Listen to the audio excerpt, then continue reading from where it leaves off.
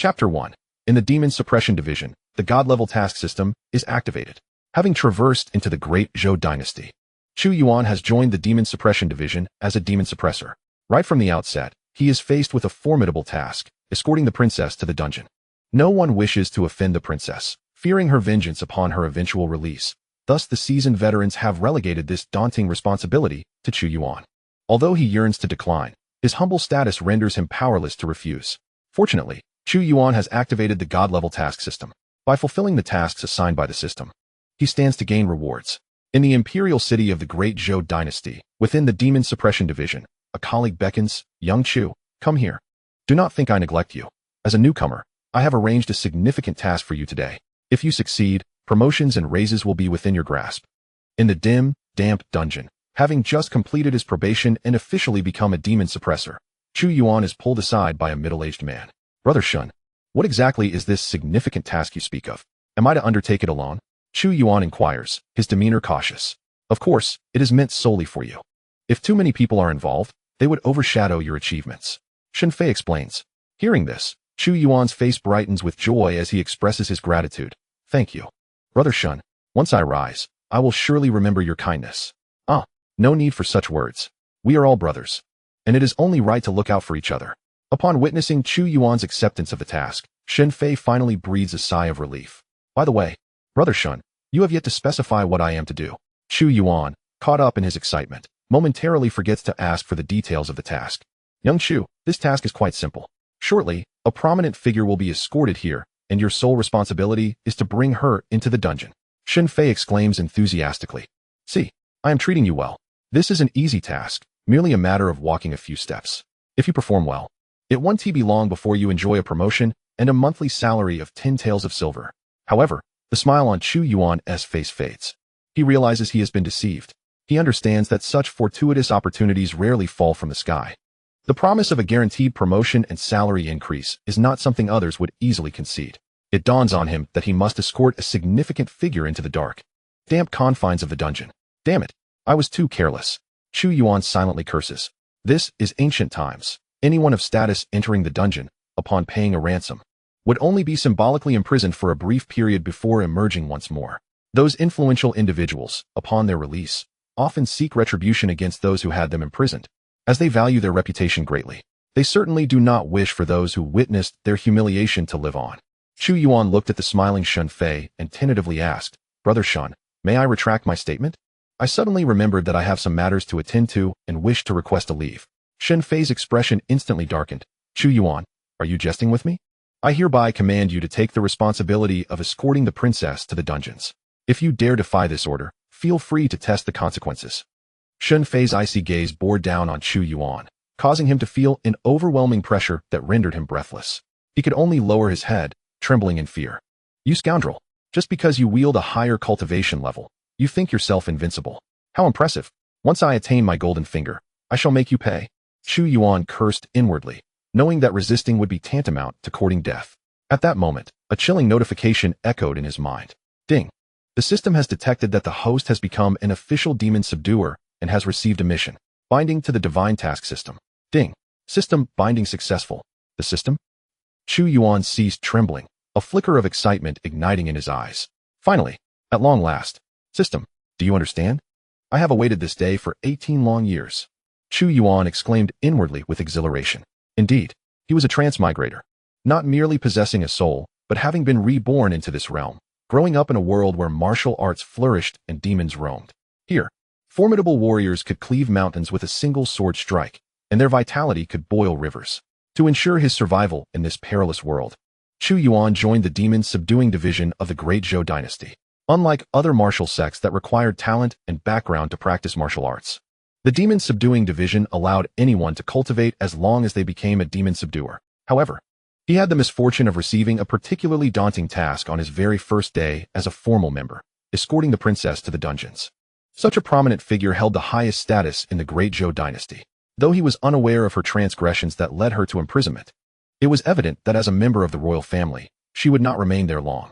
Once she was released, individuals of such noble status were notorious for their sensitivity to face, and he would surely face a secret execution. Now, the only course available to him was to harness the system to enhance his strength. Before the princess departed, he needed to survive. System, after all these years. Do you have no compensation for me? Ding. The system has detected the host's current predicament and is granting a compensation reward, 18 years of cultivation. The host may allocate these 18 years of cultivation to any martial art at will. 1 year of cultivation is equivalent to what the host would achieve through personal effort in 1 year. Ding. Divine task issued. As the task appeared on the system, Chu Yuan's eyes widened, and his pupils quivered slightly. The Nanyang Divine Art? As an avid reader in his past life, he was inherently familiar with this esteemed martial discipline. It is a supreme internal cultivation technique, which, upon reaching perfection, allows one's inner force to flow eternally in a self-sustaining cycle. Possessing this art bestows immense power to every punch and kick, and the true energy cultivated from it is the purest and most radiant Nanyang energy, impervious to malevolent forces and immune to the chill of darkness. It also has the capability to counteract all poisons in the world. Chu Yuan took a deep breath. Earlier, when he received a reward for 18 years of cultivation, he nearly succumbed to the temptation of utilizing it all at once. Currently, he was merely practicing the basic technique, the breathing method, provided to every enforcer of the Demon Suppression Division. Such a rudimentary technique would be a waste if enhanced with the entirety of 18 years' worth of cultivation. Clearly, he must undertake this task to acquire the Nanyang Divine Art. Determined, he straightened his posture and declared, "Brother Shun, you can trust me with this task. I, Chu Yuan, will ensure its splendid completion." Xin Fei, observing the transformation from fear to excitement in Chu Yuan, was momentarily taken aback. What had caused this child to appear so different? Had he been stunned into a new persona? At that moment, a sharp voice echoed from outside the Demon Suppression Division's prison. "The Long Princess has arrived." Upon hearing the eunuch's announcement, Shun Fei's expression turned grave. There was no time to ponder the sudden change in Chu Yuan. With a serious tone, he instructed, "Xiao Chu, proceed and escort the Long Princess to her cell. Your task will be complete." Nodding, Chu Yuan stepped heavily out of the prison. Outside, elite guards lined both sides, each exuding a faint scent of blood. These soldiers had emerged from the battlefield, each radiating a fierce aura that cast a somber, oppressive atmosphere around them. At the end of the central walkway stood a woman clad in a flowing red gown, adorned with golden phoenix embroidery. She exuded an indescribable air of nobility. This woman, without the application of cosmetics, possessed breathtaking beauty. She was Princess Zhou Zian, the sister of the current emperor of the Great Zhou Dynasty. Although she had committed certain transgressions leading to her imprisonment, unlike other ministers and powerful officials, she did not don the attire of a convict upon entering the prison. Chu Yuan stepped forward, observing the situation with a gulp. Then, steeling himself against the immense pressure, he advanced. "I, Chu Yuan, have met with Lord Wang and the princess." Lord Wang cast a casual glance at Chu Yuan, dismissing him with indifference as he stated, "Chu Yuan, His Majesty has decreed that the princess be imprisoned in the dungeon, awaiting interrogation. You are to escort her there." Chu Yuan clasped his fists in salute, replying, "Yes." He then turned to face the princess, saying, "Your Highness, I am but a servant following orders. I apologize for any offense, and I hope for your understanding." Zhou Zian glanced at Chu Yuan with her beautiful eyes, treating the lowly martial artist with indifference. She offered a slight nod, unwilling to waste words on trivialities. Although Chu Yuan kept his head bowed, avoiding direct eye contact with Zhou Zian, he stole a glance from the corner of his eye. Noticing her calm demeanor, devoid of anger, he felt a sense of relief. He then stepped aside, saying, "Your Highness, please." With ease, Chu Yuan led Zhou Zian into the depths of the dungeon. As they walked, he noted the absence of his fellow guards, who had all disappeared, likely fearing they would be punished for witnessing a noble's disgrace. Chu Yuan had hoped to drag a few along for company, but they were all too cunning, hiding away in corners. Soon, they arrived at a particularly special cell, said to be used only for the royal family when they were escorted to the dungeon. With a click, Chu Yuan opened the door, revealing the cell's interior. Unlike the cold and damp conditions of other cells, this one resembled a luxurious suite, complete with a soft bed, table, and chairs.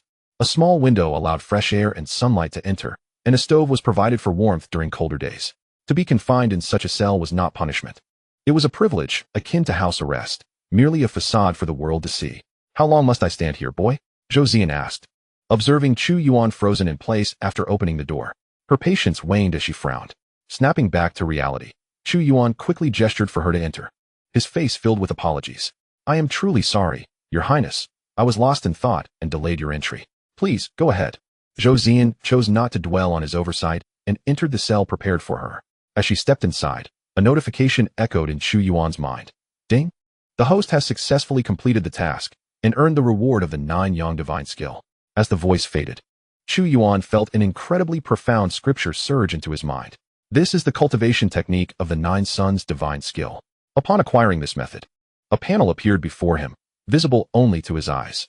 Name: Chu Yuan. Realm: Body Refinement Realm, 3rd level.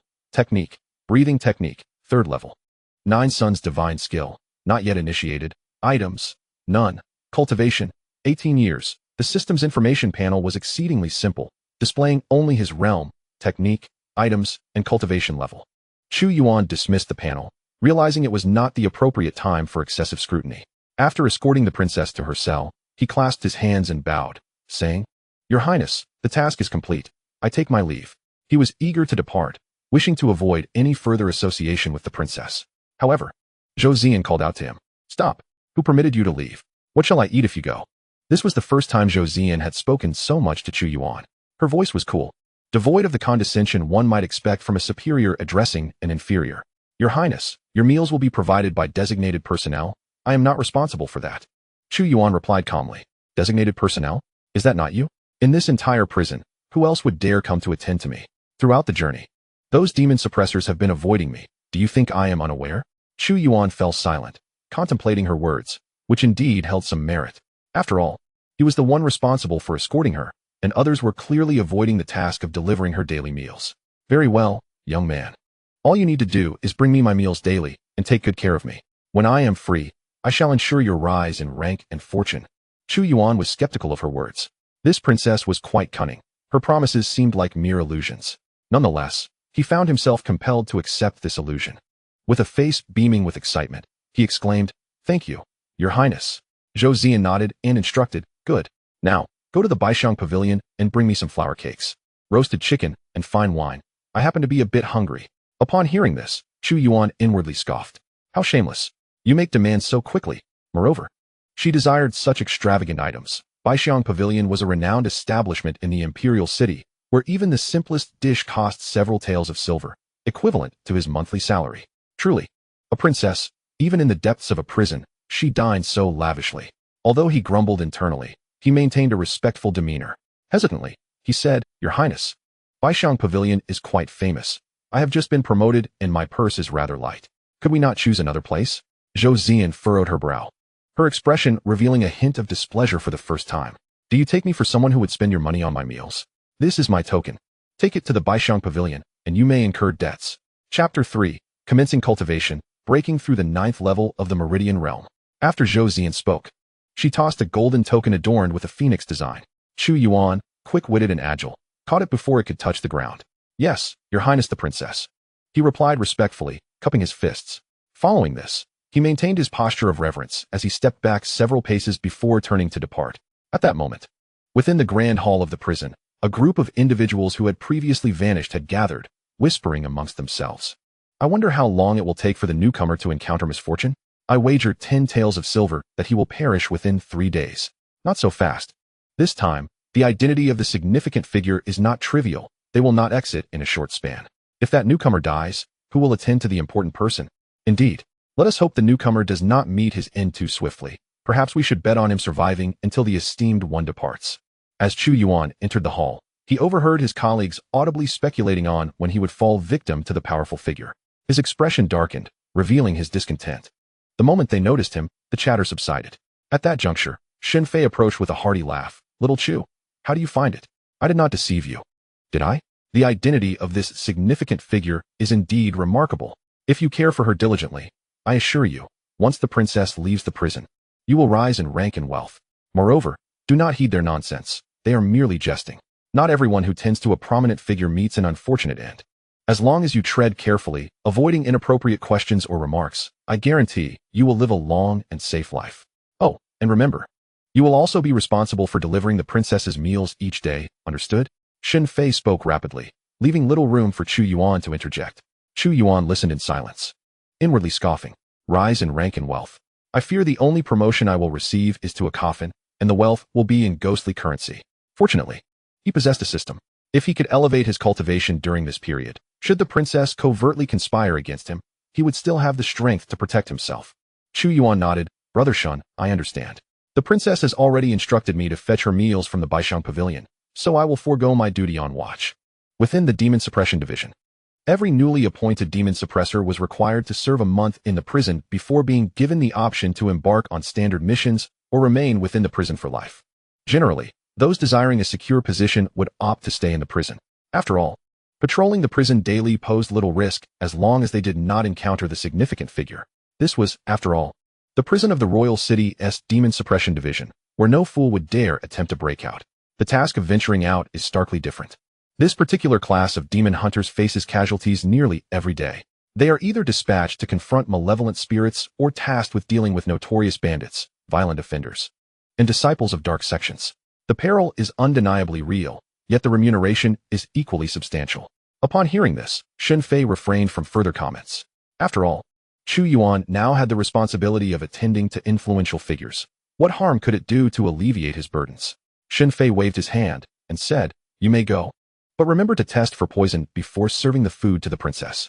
With that, Shen Fei and the others ceased to engage with Chu Yuan. Although they verbally expressed confidence that he would be unharmed and encouraged him to perform well, in their hearts, they regarded him as akin to a corpse, believing he would not survive long and thus felt little need for further interaction. Chu Yuan disregarded the group and swiftly departed the prison, heading towards the 100 Fragrance Pavilion. Shortly thereafter, he arrived at the pavilion and, without hesitation, presented the token bestowed upon him by the princess, inquiring, "Good sir, are you familiar with this token?"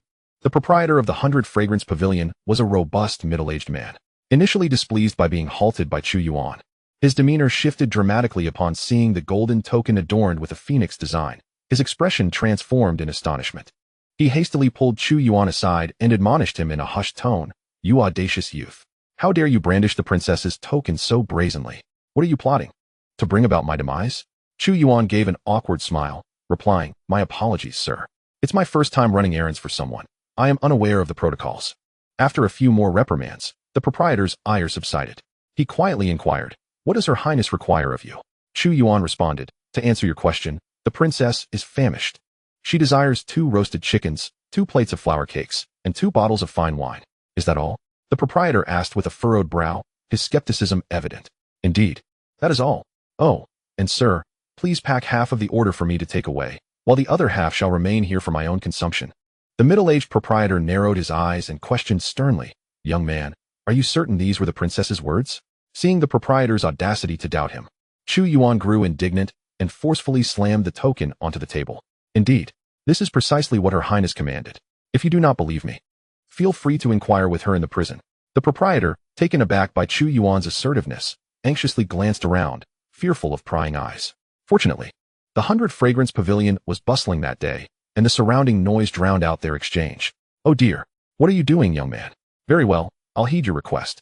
Please wait upstairs. I shall prepare your order." The middle-aged proprietor led Chu Yuan to an exquisite private room upstairs. Chu Yuan's expression was one of smug satisfaction. Regardless of whether the princess might one day seek retribution against him, he was uncertain if he would possess the means to defend himself at that moment. Since nothing can be confirmed, he might as well indulge in the pleasures afforded by his status as the Grand Princess. After being escorted to the private room, Chu Yuan found himself with a moment of leisure. He silently commanded within his mind, "System, open the panel." In the next instant, an information panel materialized before him. Name, Chu Yuan. Cultivation, Body Refinement Realm, 3rd level. Technique, Breath Control Technique, 3rd level. 9 Yang Divine Art, not yet initiated. Cultivation duration, 18 years. Gazing at the information displayed, Chu Yuan resolutely continued to command in his mind, "System, allocate all cultivation to advance the 9 Yang Divine Art." First year, you commenced your training in the 9 Yang Divine Art, and fortune smiled upon you. Within just 1 year, you successfully initiated the art, elevating your cultivation to the 9th level of body refinement. 6th year, through relentless practice, you finally cultivated a strand of true energy from the 9 Yang Divine Art, breaking through the blockages within your meridians, advancing to the meridian opening realm, and consequently elevating the 9 Yang Divine Art to its 2nd layer. 18th year, through diligent practice of the 9 Yang Divine Art, under the refinement of 9 Yang True Energy, your physical body received substantial enhancement, advancing your cultivation to the 9th level of meridian opening, while the 9 Yang Divine Art ascended to its 3rd layer, allowing your 9 Yang True Energy to form an invisible barrier that can deflect external attacks. All cultivation has been expended. Success feedback in progress. Meridian opening realm. Chu Yuan's face lit up with joy upon seeing the notification flash before him. Upon entering the Demon Suppression Division, he had learned about the hierarchical divisions of martial cultivation, which ranged from low to high: body refinement realm, meridian opening realm, Qi realm, transcendence realm, innate realm, master realm, grandmaster realm, diamond realm, celestial realm, spirit travel realm, dharma form realm, and earth immortal realm. Immediately thereafter, a surging energy akin to a torrential flood surged into Chu Yuan's body. A sensation akin to that of a comfortable landing enveloped him. The overwhelming energy flowed through him, unblocking his acupoints, creating a euphoric feeling as if he were channeling energy out of his body. Body refinement realm 4th level. Body refinement realm 5th level. Body refinement realm 6th level. Chapter 4. Encountering thieves at the 100 Fragrance Pavilion. Reward: martial arts wind god leg. Chu Yuan's martial cultivation ascended layer upon layer. Once his cultivation broke through to the 9th level of meridian opening, the energy within him finally dissipated. Chu Yuan glanced down at the transformation of his body. It was merely a breakthrough to a significant realm, yet his entire physique had undergone a tremendous metamorphosis. His once lean frame now appeared robust. The loose work attire he wore was now tightened around his muscular build. Moreover, within his abdomen, he sensed an essence of utmost purity and vitality emanating from the true energy. 9th level of meridian opening. Such speed is astonishing. In the blink of an eye, he had broken through to the meridian opening realm. If he were to cultivate in a methodical manner, it would likely take him 18 years to reach this realm. Just as the system indicated. By the way, system, you must possess the ability to conceal my cultivation level, correct? Ding. Rest assured, host. As long as you wish to keep your true cultivation hidden, this system will ensure it remains unseen. Upon hearing this, Chu Yuan sighed in relief. It appeared to be a genuine system. This way, he wouldn't need to seek out techniques to suppress his aura and waste his cultivation efforts. Shortly after Chu Yuan's breakthrough, the innkeeper delivered a feast of roasted chicken, fragrant wine, and flour cakes. Young man, here are the items you requested. Do indulge quickly. I have packaged the princess's order, so please do not keep her waiting. Having just completed his breakthrough, Chu Yuan found himself ravenous. Gazing at the roasted chicken, flour cakes, and spirits, he swallowed hard. Innkeeper, do you have any rice?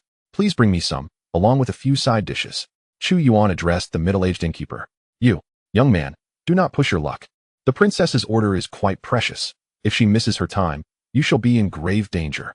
Chu Yuan said nothing, tearing off a chicken leg with one hand while clutching the token bestowed upon him by the princess with the other. The innkeeper was left speechless, his face flushed with anger, but faced with the princess's token, he found himself at a loss for words. With a huff, the middle-aged innkeeper turned and left. Young man, eat quickly. I will have someone bring your rice and dishes right away. Observing the innkeeper scurry off to fulfill his request, Chu Yuan glanced at the golden token in his hand, a glimmer of yearning flickering in his eyes. Is this what it feels like to wield power and influence? The sensation of having others compelled to act on your behalf is truly delightful. I wonder if I could ever attain such a status in this lifetime. Chu Yuan mused softly. Before long, the innkeeper sent several attendants to deliver a bounty of dishes. Chu Yuan had no time to ponder anything else, and he eagerly engaged in a feast. After consuming 18 roasted chickens, 20 roasted ducks, and a variety of other dishes, he finally felt satiated. All right, it is time to deliver the princess's meal, Chu Yuan stated casually. He rose and descended the stairs, seeking out the middle-aged innkeeper.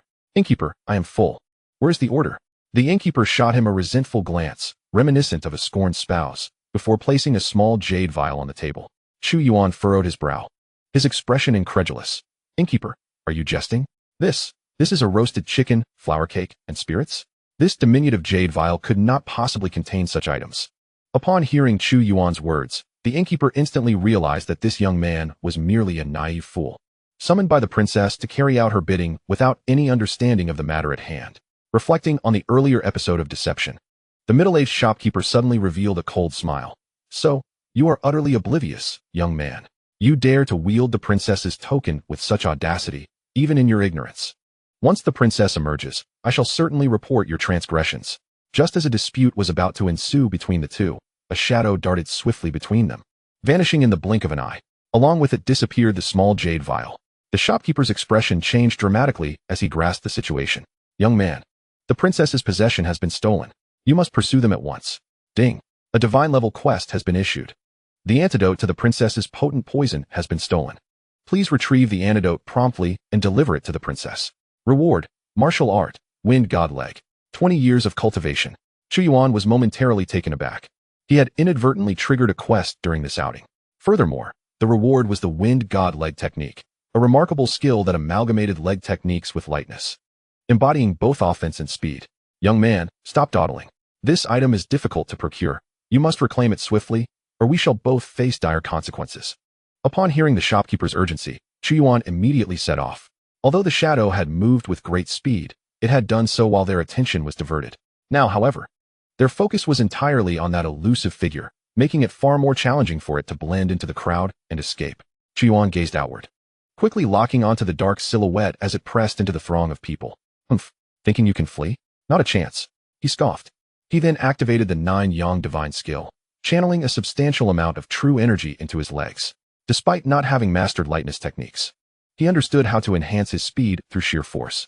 As he infused his legs with a torrent of true energy, they became engorged with blood, muscles taut, veins bulging. In the next instant, he left 2 deep impressions in the ground and propelled himself forward. In the blink of an eye, he closed the distance to the shadowy figure. Thief, meet your end, Chu Yuan shouted, striking the back of the dark figure with a palm from a distance. With a muffled sound, the shadow was struck, violently coughing up blood before collapsing to the ground, utterly drained of strength. A distinct palm-shaped indentation marked its back, Chu Yuan's handiwork. Approaching the fallen figure, Chu Yuan remained vigilant, ensuring the thief had no lingering breath before daring to inspect the body. Donning specialized gloves, he turned the body over and retrieved the princess's possession. After completing his task, he finally pulled away the black cloth that concealed the thief's face. It was an utterly ordinary visage, devoid of any remarkable features or disguise. Who could this individual possibly be? Chu Yuan was filled with curiosity. The individual in question has pilfered the elixir of the princess, suggesting that this act was directed at her. Now that he has taken action, he may have inadvertently become embroiled in a whirlwind of intrigue surrounding the princess. As Chu Yuan pondered this, a profound headache enveloped him. Never mind, let us first return the elixir to the shopkeeper to ascertain its integrity. Chu Yuan carefully stowed the vial of elixir and, under the watchful eyes of the crowd, dragged the black-clad figure's corpse towards the fragrant pavilion. He could not dispose of this body. He needed to bring it back to the dungeon to uncover the identity of this individual. Chapter 5. The completion of the Wind God's leg technique and the nighttime assassins. Upon returning to the fragrant pavilion, Chu Yuan presented the vial of elixir to the middle-aged shopkeeper. Please, investigate whether this elixir has been tampered with. The shopkeeper gazed at Chu Yuan in disbelief, clearly taken aback by the extent of his prowess. Although he could not discern the specifics of Chu Yuan's cultivation, the speed and strength he had exhibited suggested he was at least at the meridian opening stage, if not the Qi stage. The shopkeeper took the vial and swiftly turned to enter a dimly lit chamber. After a brief interval, he emerged, wiping the fine beads of sweat from his brow. The elixir is unblemished. You may take it back at once. This time, both men exercised considerable caution. The vial of elixir did not leave their hands again. Chu Yuan secured the vial and then turned to depart the fragrant pavilion, dragging the corpse of the black-clad figure behind him. By the time Chu Yuan returned to the dungeon, twilight had begun to settle. Shen Fei, observing that Chu Yuan had taken an unusually long time for his errand, was incensed. Chu Yuan, do not presume that serving the princess grants you the liberty to act with impunity. Do you realize that should you delay her dining schedule, her ire could cost us our heads? Aware of his own culpability, Chu Yuan hastily replied, Brother Shun, do not be enraged. On my way back, I encountered some unforeseen circumstances. This wretched individual dared to seize something belonging to the princess, and I had to deal with him along the way, which consumed some time. Upon hearing this, Shun Fei's attention was drawn to the other hand of Chu Yuan, which was dragging the lifeless black figure. His expression shifted dramatically. Who is this person? Daring to rob the princess? Chu Yuan shook his head, indicating his ignorance. Brother Shun, perhaps you should investigate his identity, although he is deceased. Those who operate in such a clandestine manner are likely affiliated with some organization of assassins or the like. They often bear distinctive marks. Shen Fei's eyes lit up. Chu Yuan's assertion was indeed astute. Though he was not tasked with serving the princess, any assault on a member of the royal family warranted investigation. If he could uncover the perpetrator, it would be a significant accomplishment. He took the black figure's corpse and declared, Ahem. Chu Yuan, you are right. I shall take charge of this investigation. You should proceed to deliver food to the princess. Shen Fei forcefully seized the corpse, evidently intent on claiming this merit for himself. Chu Yuan felt a surge of anger, yet found himself powerless.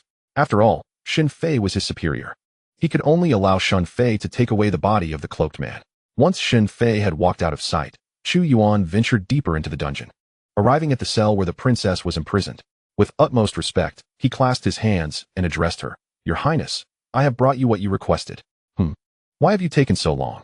Did something occur on the way? The voice of Princess Zhou Zian was cold, laced with a slight tremor, which felt quite unsettling. Returning to your Highness, I encountered an unknown cloaked figure who stole your belongings.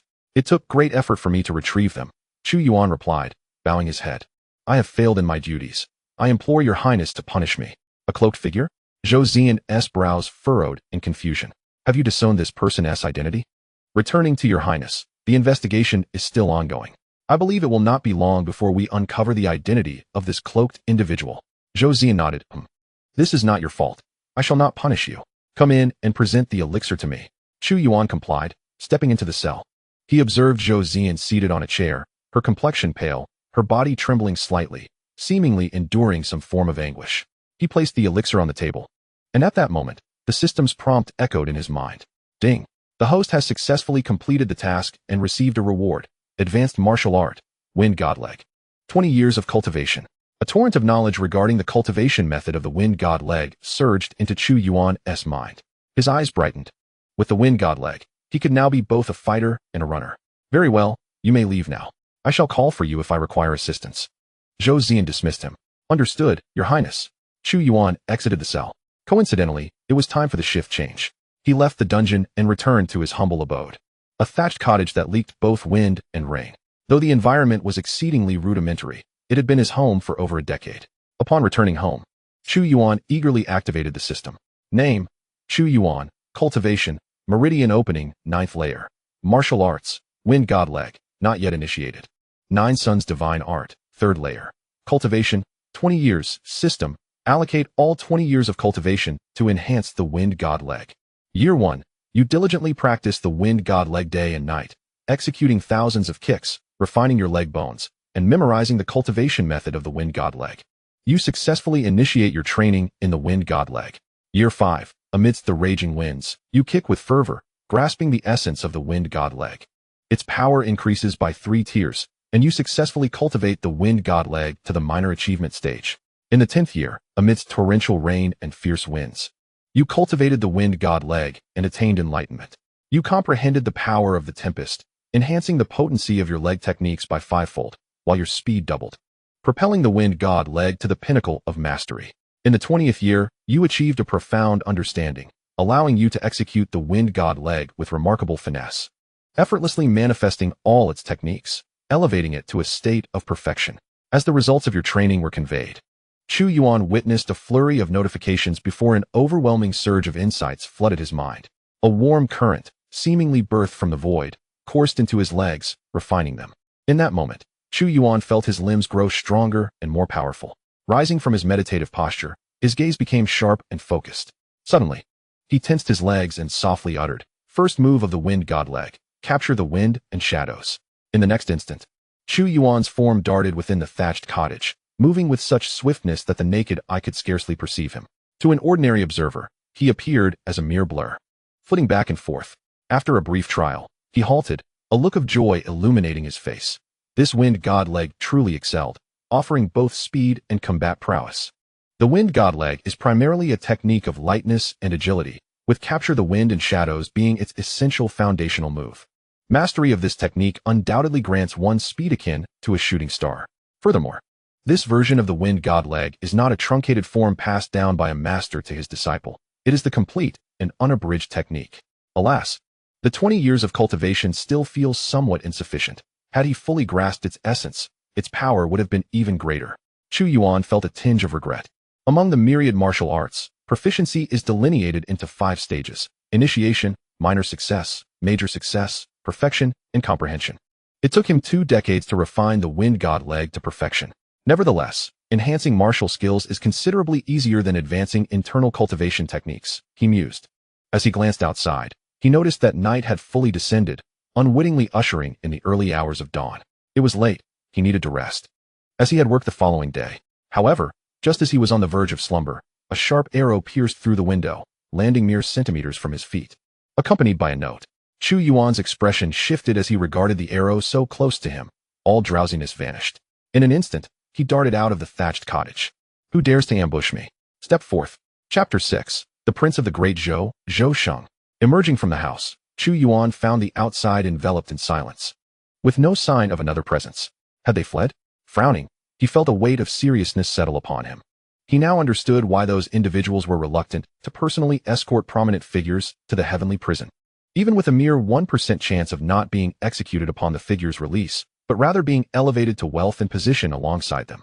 They were unwilling to gamble on such a slim possibility. Originally, concealed within this situation were such deadly threats. He had only taken charge of the affairs concerning the princess for less than a day, yet he had already encountered 2 such incidents. The first occurred at the Baixiang Pavilion, and the second was now. After circling the house to ensure no one was around, Chu Yuan returned inside to inspect the note attached to the arrow. Upon unfolding the note, he found a line of elegant script: tomorrow evening. Room Tianzi at the Zhuaxiang Lu, I await your presence. The handwriting was exquisite, suggesting that the writer had put considerable effort into it. As Chu Yuan held the note, his brow furrowed. This was by Lu paper, the official paper of the Great Zhou royal family. The individual who had just ambushed him was of royal descent. The query arose in his mind. Who among the royals could it be? Why would they target me? It seems the princess's identity is far from simple. Chu Yuan murmured to himself, eager to resolve this matter swiftly. As he wished to avoid excessive dealings with these royal figures, he carefully tucked the note away, deciding it would be best to present it to the princess tomorrow. The following morning, having been sleepless due to the events of the previous night, Chu Yuan hurriedly washed up and consumed a bit of dry food before heading to the prison for his shift. Since he was tasked with attending to the princess, he was relieved of the duties of patrolling or engaging in other chores. His sole responsibility was to serve the princess and await her departure from the dungeon. Chu Yuan promptly arrived at the depths of the prison to pay his respects to the princess. Your Highness, I have matters to report. A languid voice resonated from within the cell. What is it? Chu Yuan recounted the events of the previous night in their entirety, presenting the royal by Lu paper he had brought along. Listening intently, Zhou Zian remained silent for a considerable time. Then, the cell door opened of its own accord, and the languid voice beckoned once more. Come in, and present that paper for me to see. Stealing a glance at the exquisite figure reclining on the bed within the cell, Chu Yuan noticed Zhou Zian appeared fatigued, propping her head up with one hand and gazing at him with seemingly vacant eyes. Yes, Your Highness. He bowed his head, lifting the note above his head as he entered the cell, carefully approaching Zhou Zian's side. He dared not linger his gaze upon the princess, for her attire was rather revealing, exposing a glimpse of her fair legs and her smooth shoulders without reservation. Chu Yuan tightly shut his eyes, fearful that a careless glance would incur her wrath. He had heard rumors that this princess possessed formidable martial prowess. She was a master of great strength. Zhou Zian raised her left hand, pinching the letter between her thumb and index finger, scrutinizing it carefully. After a moment, her languid voice echoed once more. You have quite the discerning eye to recognize this as by Lu paper.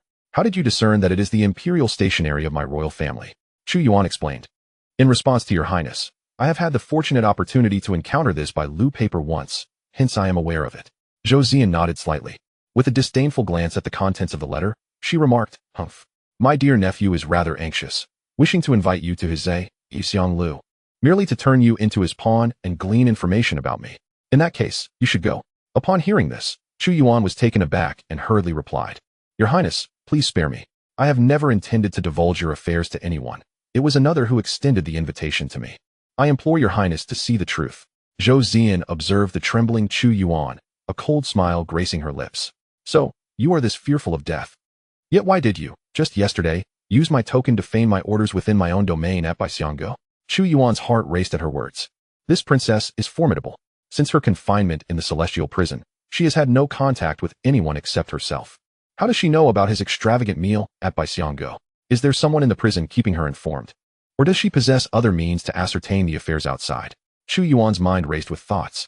Zhou Zian, noticing his prolonged silence, waved her hand dismissively. Forget it. Let yesterday's events be as if they never happened. The meal you enjoyed at Baixianggo shall be considered your reward for serving me. Should you wish to dine there again in the future, simply inform the proprietor.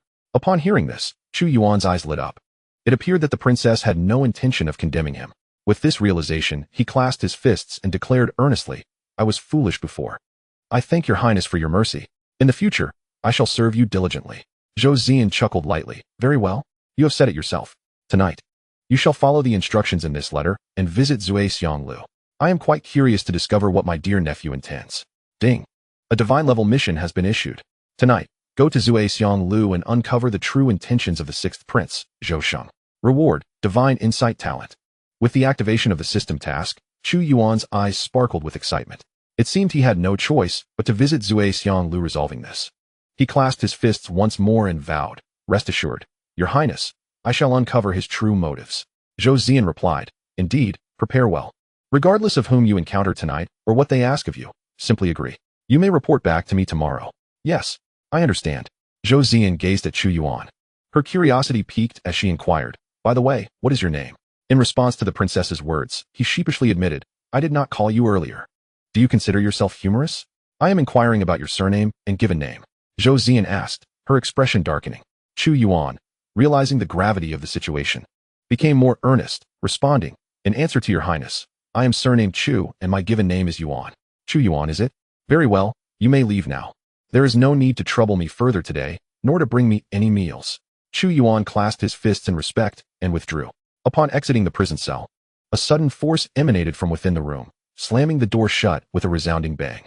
Chapter 7. The first encounter with a murder case, a massacre in a village outside the imperial city. Chu Yuan promptly departed from the prison, awaiting the arrival of nightfall. However, as he reached the hall of the prison, he noticed Xin Fei, flustered and distressed, indicating that something significant had transpired. Chu Yuan had no desire to attract trouble. Observing the bustling activity around him, he quietly retreated. Just as he was about to leave, the sharp-eyed Xin Fei spotted him and beckoned him over. "Little Chu, you arrived at the perfect moment. Come quickly, there is a major incident."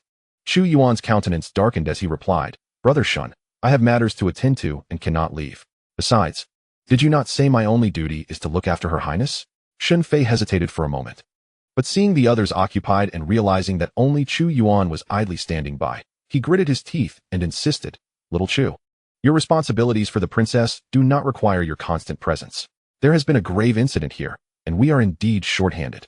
Intrigued by the mention of a case, Chu Yuan asked, "Brother Shen, what sort of case has arisen that has everyone in such a frenzy?" Xin Fei leaned in closer, whispering, "Yesterday, an entire village outside the imperial city was exterminated, 300 souls slaughtered. Their hearts have mysteriously vanished. Some say it is the work of the demonic sect, while others allege it is the doing of malevolent spirits. The former is troubling enough, but if it is the latter, we are in deep trouble. Hence, the higher-ups have dispatched us to investigate this small village. Unfortunately, the Demon Suppression Division at the Imperial City lacks manpower, which is why we must venture out. If you truly do not wish to go, you may remain here to stand guard for the brothers and patrol the prison." Just as Chu Yuan was about to agree, a sudden notification reverberated in his mind. Ding! A supreme mission has been issued. A village outside the Imperial City has been massacred. 300 inhabitants have had their hearts extracted. Is this the work of the demonic sect or a malevolent spirit? Please uncover the truth, host. Reward, Elite Martial Arts, Thunder Fist. 20 years of cultivation. The unexpected task brought a surge of excitement to Chu Yuan's heart. It seemed this mission was one he could not afford to miss. As long as this task did not consume too much of his time, he could certainly manage both endeavors simultaneously. As Chu Yuan observed Xin Fei preparing to depart, he hastily called out, "Brother Shun, I am willing to go." Xin Fei, with his back turned to Chu Yuan, smiled faintly upon hearing his voice.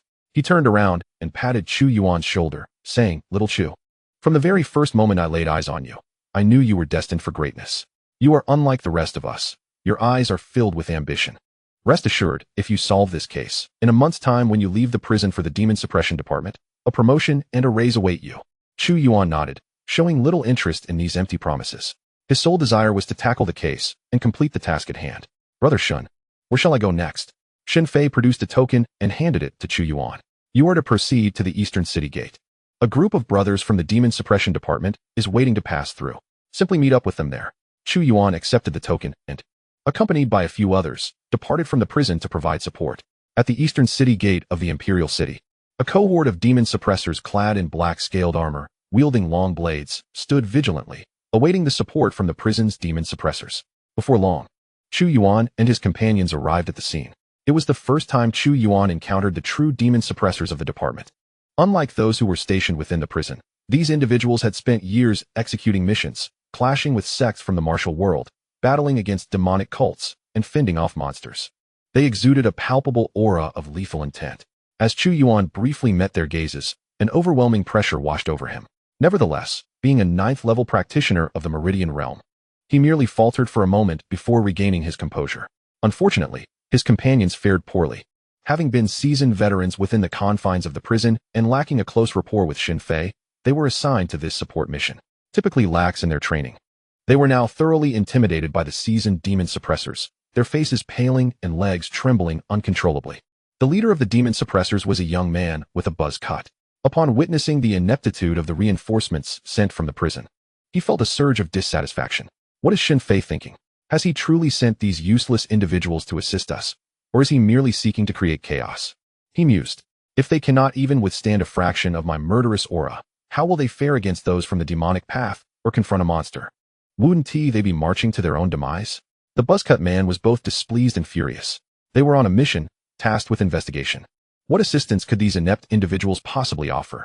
The atmosphere grew tense as those alongside the buzzcut man exchanged glances, and one stepped forward to mediate, saying, "Brother Zhao, we are well aware of the situation at the prison. Moreover, not all of Xin Fei's reinforcements are inept. Look, there is one among them who appears quite capable." A man with flowing long hair stepped forward to mediate the situation. After he spoke, the others, including the buzzcut man, turned their gaze towards Chu Yuan. Noticing that Chu Yuan remained composed while the others appeared pale and trembled, the buzzcut man's expression eased considerably. He inquired, "Are you new here?" Chu Yuan replied, "In response to your esteemed inquiry, I am indeed a newcomer, having recently been officially appointed as a demon suppressor." The buzzcut man nodded. "You seem promising. However, do not choose to remain in the dungeon for the next month. It will only lead to despair, understood?" Chu Yuan acknowledged. "In response to your esteemed inquiry, I understand." The buzzcut man wasted no further words and turned to leave the city, urging, "You must keep up. The enemy lurks in the shadows while we are exposed. We must investigate that small village before nightfall." Chu Yuan and the others nodded in agreement and followed the buzzcut man out of the imperial city. 50 miles outside the imperial city lay Zhao family village, a small settlement of several dozen households with a population of around 300. This village, which should have been bustling with joy and laughter, now lay in eerie silence. 300 lifeless bodies, their hearts ripped from their chests, were neatly arranged in the village square by the Demon Suppression Division. Within Zhao family village, a dozen demon suppressors were scouring the area for clues. The buzzcut man led Chu Yuan and his companions to the entrance of the village, his expression a mix of complexity as he surveyed the scene. Taking a deep breath, his eyes sharpened with resolve, and he spoke coldly, "Let us proceed together to investigate the village." Chapter 8. Zhao Family Village, Scales of the Demons. Chu Yuan followed the buzzcut man into Zhao Family Village. After a while, the other demon suppressors on duty found them. "You have finally arrived. This Zhao Family Village is quite expansive. It has exhausted us. Zhao He, take your team to search the eastern side. It has yet to be examined." The buzzcut man was indeed named Zhao He. He nodded in agreement. "We shall take care of the eastern side." Upon receiving the assignment, Zhao He led Chu Yuan and the others to the eastern part of Zhao Family Village. This area was more chaotic and gruesome than the rest. Scattered on the ground were numerous severed limbs. Those in the eastern part must have been the last to perish. They likely fled upon hearing commotion from other areas, only to be brutally slaughtered as they escaped. Seeing this horrific scene, Zhao He was filled with rage, his grip on the knife tightening until his fingers turned white. "You lot, split up and search the vicinity. Every house must be meticulously inspected. This is the only location where a struggle occurred, and there may be clues to uncover." After issuing his commands, Zhao He and the others skillfully dispersed to carry out their tasks. Meanwhile, Chu Yuan and several others who had come from the dungeon were momentarily taken aback by the bloody sight before them, their faces paling slightly. Chu Yuan managed to regain his composure swiftly and promptly commenced his work. He casually stepped into a dilapidated, low-ceilinged house. As soon as he entered, he could not help but furrow his brow. "What an unpleasant odor," he remarked. This place, after all, was not the imperial city. The house was exceedingly run down, with poor ventilation, and the air was tainted with a mixture of cooking oil, sewage, and a strong metallic scent of blood. Chu Yuan took out a piece of cloth from his pocket to cover his mouth and nose, which provided him with a modicum of relief. Once he felt slightly better, he began his investigation. However, having only recently been promoted and lacking any experience in handling cases, he scrutinized the interior for quite some time, but failed to uncover any leads. It seemed there was nothing amiss. Such brutal methods could only suggest the involvement of malevolent forces. If I could obtain the divine insight technique and return to investigate this place, I should be able to discern something. Chu Yuan mumbled to himself. The divine insight technique was a reward from another martial arts mission. It was a divine skill that significantly enhanced one's observational abilities, allowing even the most elusive details to be easily detected. It was truly an exceptional tool for solving cases. Unfortunately, he could only acquire this skill after his rendezvous with the sixth prince later that evening. After surveying the house a few more times, he was about to leave when he suddenly felt something hard beneath his foot. He shifted his foot and looked down, discovering that he had stepped on a black scale. What is this? Chu Yuan reached down to pick up the scale, but the moment his hand made contact, a chilling aura emanated from it, attempting to infiltrate his body. This is the aura of a demon. Chu Yuan's eyes narrowed as he clutched the scale tightly, unhesitatingly channeling the Zhuyang divine art. The purest and most yang energy from his dantian surged forth, flowing throughout his body in strands of Zhuyang true energy. Instantly, he felt the cold sensation dissipate, replaced by a warm and comfortable feeling enveloping him. This object is peculiar. It is undoubtedly a demon's scale. But is it merely a coincidence? Has someone deliberately placed it here to lure our attention? Or is this the reality of the situation? Chu Yuan harbored doubts about the scale he had discovered. With so many demon hunters searching Zhao family village, they had failed to uncover the clues of demonic interference. Yet he, upon his arrival, had identified the signs of demonic presence. How could such a coincidence occur? As Chu Yuan exited the house, he happened to see Zhao He emerging from another building. His expression was grim, and behind him followed another demon hunter, also just released from the dungeons to assist. Zhao He reprimanded the man, saying, "Are you capable or not? If you cannot handle it, then just go back. You can't even master the basics of this search. I wonder how Xin Fei usually instructs you." The individual chided by Zhao He lowered his head, too intimidated to speak. Chu Yuan stood by, awaiting the conclusion of Zhao He's reprimand before approaching him. "My lord Zhao, I have discovered something. Please, take a look at this scale." Chu Yuan presented the black scale he had just found to Zhao He. "This is a scale from the black scale demon. Where did you find it?" Zhao He suddenly grasped Chu Yuan's shoulder with urgency. "My lord Zhao, please be gentle. It hurts." Chu Yuan winced at the sharp pain radiating from his shoulder, unable to contain his protest. It seemed Zhao He possessed formidable strength. His cultivation of the nine yang divine art endowed him with a physical prowess that far surpassed that of others in the same realm. Though Zhao He had merely exerted a bit of force in his excitement, Chu Yuan felt an intense ache in his shoulder. By his estimation, Zhao He's cultivation level was at least that of a transcendent warrior. Realizing his excessive fervor, Zhao He's expression softened with remorse. "My apologies, young man. I was overly excited. Could you take me to the location where you discovered this scale?" Chu Yuan nodded and led Zhao He to the spot where he had found the scale. Upon entering the house, Chu Yuan pointed to a specific area on the ground. "My lord, this is the very spot where I discovered the scale." Without a moment's hesitation, Zhao He disregarded the dirt beneath him, bending down to sniff vigorously at the ground where the scale had been found. Inhaling deeply, he exclaimed, "Ah, yes." Chu Yuan watched in astonishment at this peculiar method of investigation. After a moment, Zhao He ceased his intense inhalation, rising to dust off his clothing. "Indeed, there is a lingering aura of the black scale demon here. However, the black scale demons are notoriously reckless, often leaving chaos in their wake. Yet, why is it that there are no traces of the black scale demon in the rest of Zhao family village?" Zhao He pondered this perplexity. Suddenly, his eyes widened in horror as an unwelcome thought crossed his mind.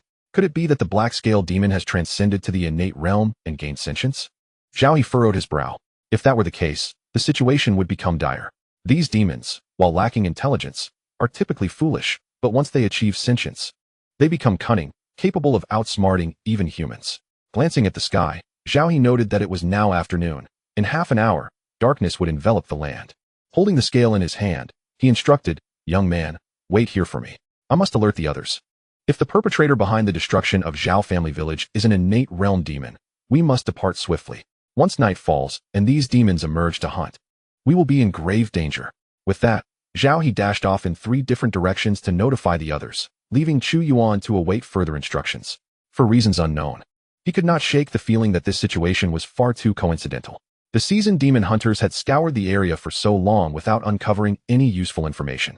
Yet upon his arrival, he made such a significant discovery. It was indeed peculiar. He was not the protagonist. How could he possibly be so fortunate? If luck were on his side, why then was he an orphan? Nevertheless, the specifics would become clear once I acquire that divine insight technique later tonight. After a while, Zhao He returned.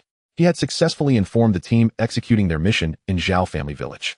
Now that they were aware that the perpetrator in Zhao family village might be a formidable innate level demon, they were hastily preparing to evacuate.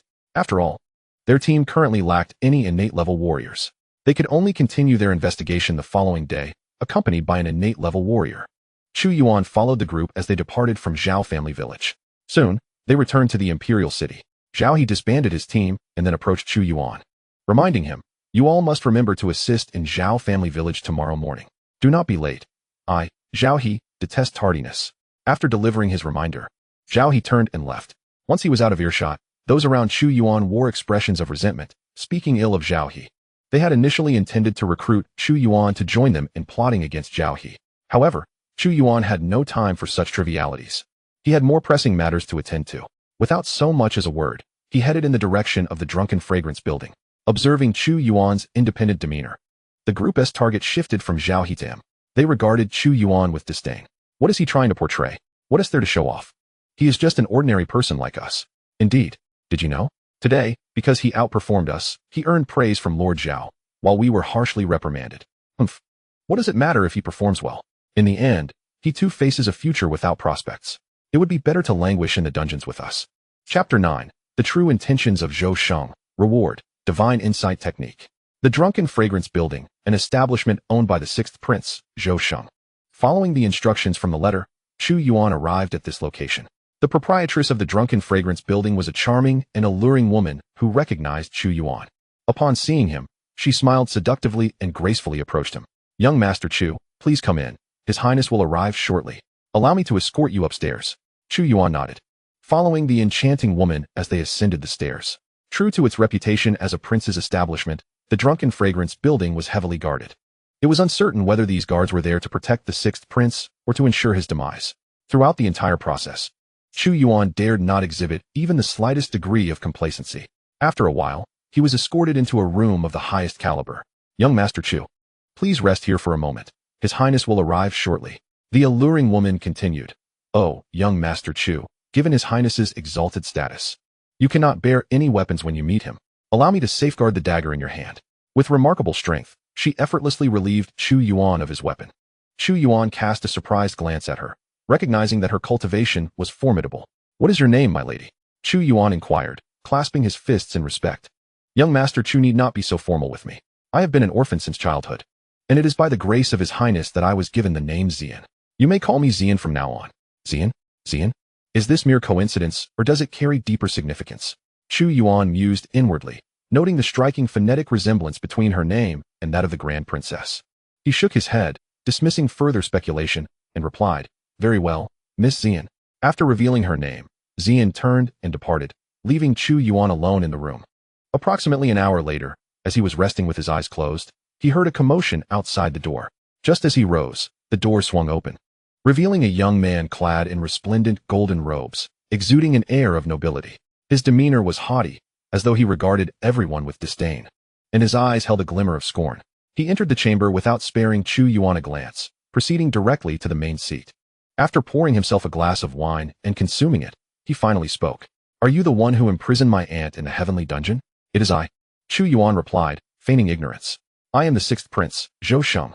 Upon hearing this, Chu Yuan immediately knelt on one knee, respectfully greeting him. "It is an honor to meet your highness, the sixth prince." Zhou Sheng waved his hand, indicating that Chu Yuan should rise. "Do you know why I have summoned you to meet with me?" Chu Yuan shook his head. "Are you willing to serve me?" Zhou Sheng continued. "I am aware of your circumstances. You are an orphan, and your position in the Demon Suppression Division is one of desperation. If you consent, when I ascend to the throne, I can promise you boundless wealth and glory." Chu Yuan, taken aback by the unexpected favor, responded, "Your Highness, what merit do I possess that would warrant such a promise?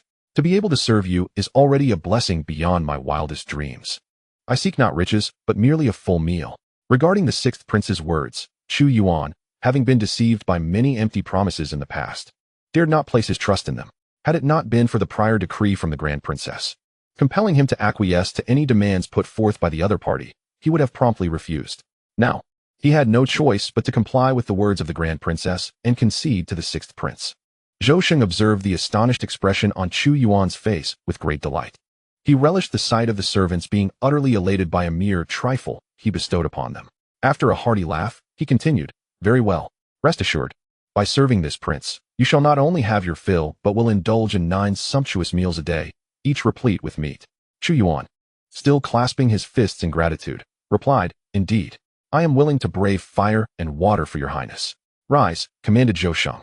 Upon receiving permission, Chu Yuan stood and inquired, "Your Highness, may I ask what tasks you wish for me to undertake?" When the matter turned serious, Zhou Sheng transformed entirely, adopting an air of utmost solemnity. "Little Chu, you are the sole individual in the Demon Suppression Division who has contact with my aunt. I require you to document her circumstances daily and deliver the reports to me here at the Zhuexiang building. This matter is known only to you and me. Should a third party become aware, you comprehend the consequences." Zhou Sheng's gaze was sharp and penetrating, for the undertaking he proposed was significant. An exposure could lead to dire repercussions. Chu Yuan, equally grave, assured, "Do not worry, Your Highness. I know well what must be said and what must remain unspoken. My lips are sealed." A flicker of suspicion danced in Chu Yuan's mind. There were undoubtedly clandestine secrets shared between Zhou Sheng and Zhou Ziyan. Otherwise, what would compel him to specifically seek assurances regarding his aunt? Zhou Sheng nodded. "Very well, I trust you. You may return. I expect a detailed report by tomorrow." Chu Yuan was momentarily taken aback. Was he truly dismissed in such a manner? He had not even tasted the food before being sent away to suffer hunger. As Zhou Sheng prepared to dine, he noticed Chu Yuan lingering, his gaze fixated on the delectable spread before him, and his expression darkened. "What? Do you intend to stay and dine with me? What are you, to presume a place at this prince's table?" A heaviness settled in Chu Yuan's heart. No wonder the sixth prince was rumored to be devoid of prospects for the throne. Such stinginess towards those who assisted him undoubtedly fueled the whispers that no one in the realm supported the sixth prince. Although displeased, Chu Yuan masked his feelings, forcing a smile as he replied, "Your Highness, please enjoy your meal. I shall take my leave." Turning, he exited the Zhuexiang building. Once outside, his countenance darkened immediately. How dare they send me away hungry to accomplish their bidding? Only a fool would serve such a master. He clutched his growling stomach, contemplating retrieving the token bestowed by the Grand Princess to feast at the Baixiang Pavilion. However, as he reached into his bosom, he sensed a multitude of eyes observing him, whether intentionally or unintentionally. This caused him to scratch an itch and withdraw his hand. "No, I only agreed to assist the sixth prince, and now I am turning to dine with the Grand Princess. This may arouse suspicion. I shall postpone the visit to the Baixiang Pavilion for another time." Chu Yuan then turned and retraced his steps toward home. "System, I have uncovered the true intentions of the sixth prince. Where are my task rewards?"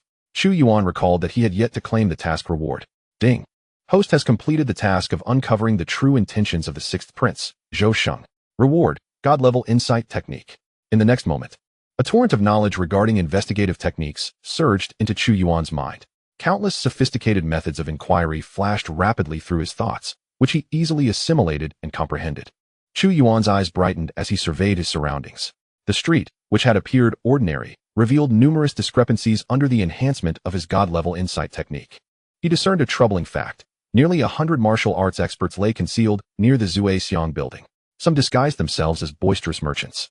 Others pretended to be customers, fervently arguing with the shopkeeper over the price of a mere coin.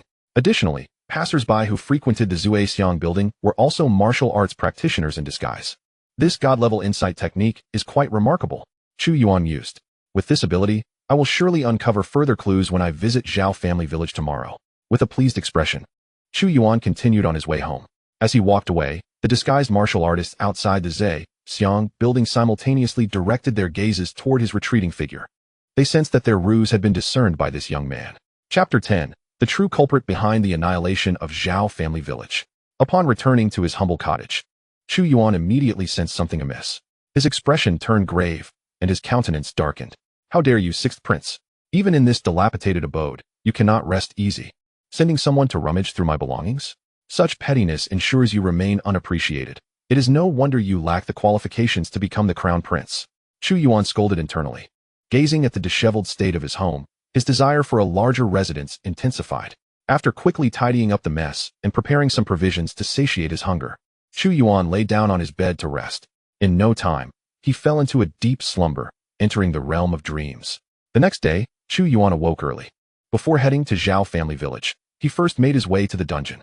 Upon entering, he immediately sought an audience with the Grand Princess. "Your Highness, I have followed your instructions and met with the individual mentioned in the letter. His identity is none other than the sixth prince, Zhou Sheng." A languid voice emerged from the cell.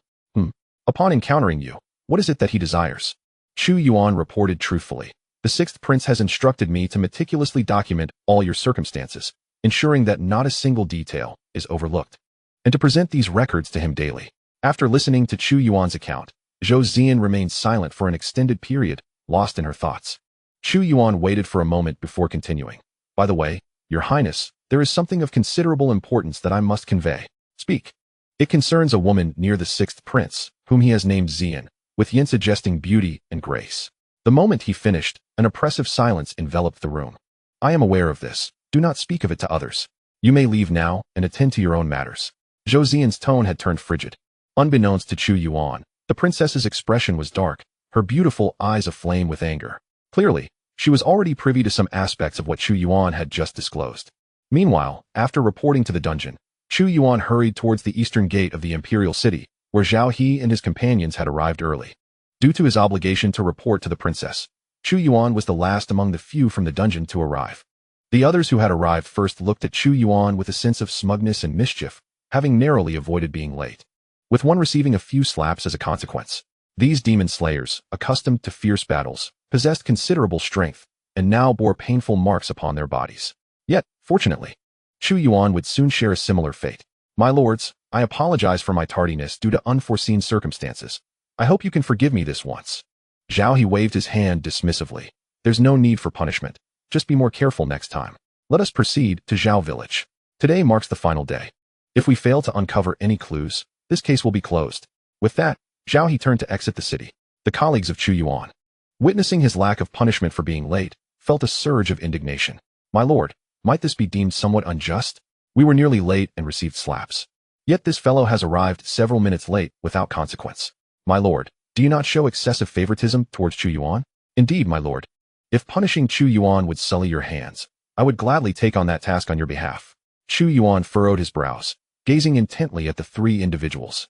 He could not comprehend their intentions. Zhao He had already declared him exempt from punishment, so why did they wish for his chastisement? He had not offended them in any way. Zhao He halted, turning back to face Chu Yuan and the three others. Do you question my decision? Zhao He's gaze sharpened as he approached the trio. The three individuals trembled uncontrollably, feeling as though an immense mountain was advancing toward them. The weight of the pressure nearly rendering them breathless. Master, we dare not question your decisions. Since you harbor no doubts, then follow me. With that, Zhao He departed from the imperial city, accompanied by his entourage. Chu Yuan regarded his colleagues, who resembled clowns in their disarray, and scoffed, humph. Truly a case of self-inflicted torment. He then hastened after Zhao He, eager to test the prowess of his extraordinary insight. Once Chu Yuan had distanced himself, his three colleagues clutched their backsides, grimacing as they trailed behind Zhao He. At that moment, their resentment toward Chu Yuan reached a boiling point. Cursed be Chu Yuan. Could he not descend to our level of incompetence? Why must he seek the limelight, causing us to be targeted by Master Zhao? Had it not been for Chu Yuan's exceptional performance yesterday, we would not be facing punishment today. They cursed him under their breath as they stumbled along. As for Zhao Village, the stench had intensified overnight. The demon hunters who arrived earlier had begun constructing pyres to incinerate the corpses of the villagers. They had left the bodies for too long in their quest for clues, and further delay could lead to dire consequences, such as the emergence of plagues and the attraction of fearsome demons. Chu Yuan, we will search the same location as yesterday. You go ahead, I shall follow shortly. Chu Yuan nodded and proceeded toward the eastern direction of Zhao Village. On his way, he discreetly activated his extraordinary insight. To his perception, everything around him was laid bare. Subtle details emerged from the haze. Chaotic footprints scattered across the ground and remnants of spoiled food wafted through the air. Chu Yuan's eyes brightened. He halted and scanned his surroundings. There were no traces of demons to be found. Demons, in their brutality, would surely leave evidence of their passage, regardless of their innate prowess or burgeoning intelligence. The black-scale demon scale he discovered yesterday was merely a smoke bomb, designed to mislead them. The true perpetrators sought to divert their focus entirely onto the demons. Thus, no matter how the demon hunters investigated, they would never uncover the truth behind the annihilation of the 300 inhabitants of Zhao Village. The culprits were not demons, but rather humans. Chapter 11. Significant clue, the sixth prince's token. Chu Yuan remained rooted in place, hesitating to proceed eastward. Noticing his reluctance, Zhao He furrowed his brow and approached him. What troubles you, Chu Yuan? Is something amiss? Zhao He inquired. He himself was uncertain why he posed such a question to Chu Yuan, this novice. Perhaps it was the discovery made by the rookie yesterday that instilled a glimmer of expectation in him. Zhao, have you not noticed something peculiar around us? If the perpetrator is a demon, regardless of whether it possesses intelligence, it could not possibly leave no trace behind. Look at the ground. It is littered with human footprints. If I recall correctly, The black-scaled demon is bear-like in size, and a creature of such magnitude could not fail to leave footprints or other evidence.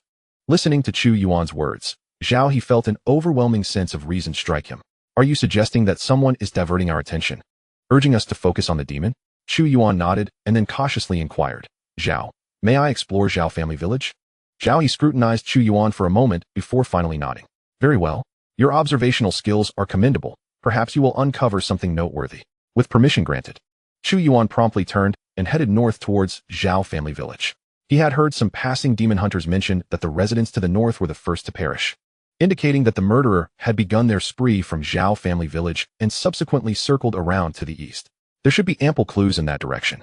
Upon reaching the northern edge of Zhao family village, Chu Yuan activated his divine insight technique. Numerous details unfolded before his eyes.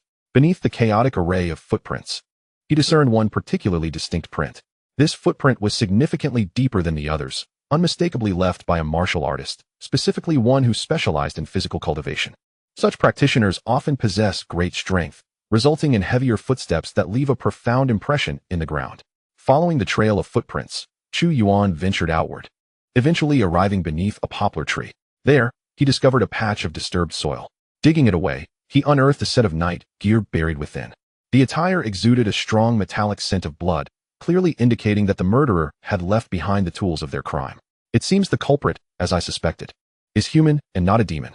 But who could this person be? A disciple of the demonic path or someone else practicing sinister arts? Chu Yuan fell into contemplation as he gazed at the night gear. Just then, a voice broke through his thoughts. Chu Yuan, why have you come out here? It was Zhao He. He had been tailing Chu Yuan but had been momentarily delayed by other matters, which caused him to lose sight of the novice. After searching around, he finally exited the village and spotted Chu Yuan. Zhao, come over here. I've discovered something. Chu Yuan called out. Upon hearing this, Zhao He swallowed the reprimand he had been about to deliver. He hastened towards Chu Yuan. This is the murderer's instrument of crime. The night garb bore a strong scent of blood, and here, just outside Zhao family village, it was undoubtedly a remnant left by the murderer after slaying the 300 inhabitants of the village. Zhao He remained silent, his body trembling slightly. After days of investigation with no leads, he had finally stumbled upon a clue. He could seek justice for the people of Zhao family village, allowing their families to find peace at last. Lost in thought, Zhao He suddenly recognized a troubling question. How was it that the serious demon hunters had made no progress over such an extended period? Yet this individual had managed to yield results? He abruptly stood, casting a piercing gaze at Chu Yuan. Startled by Zhao He's sudden glare, Chu Yuan stammered, Sir Zhao? What is it?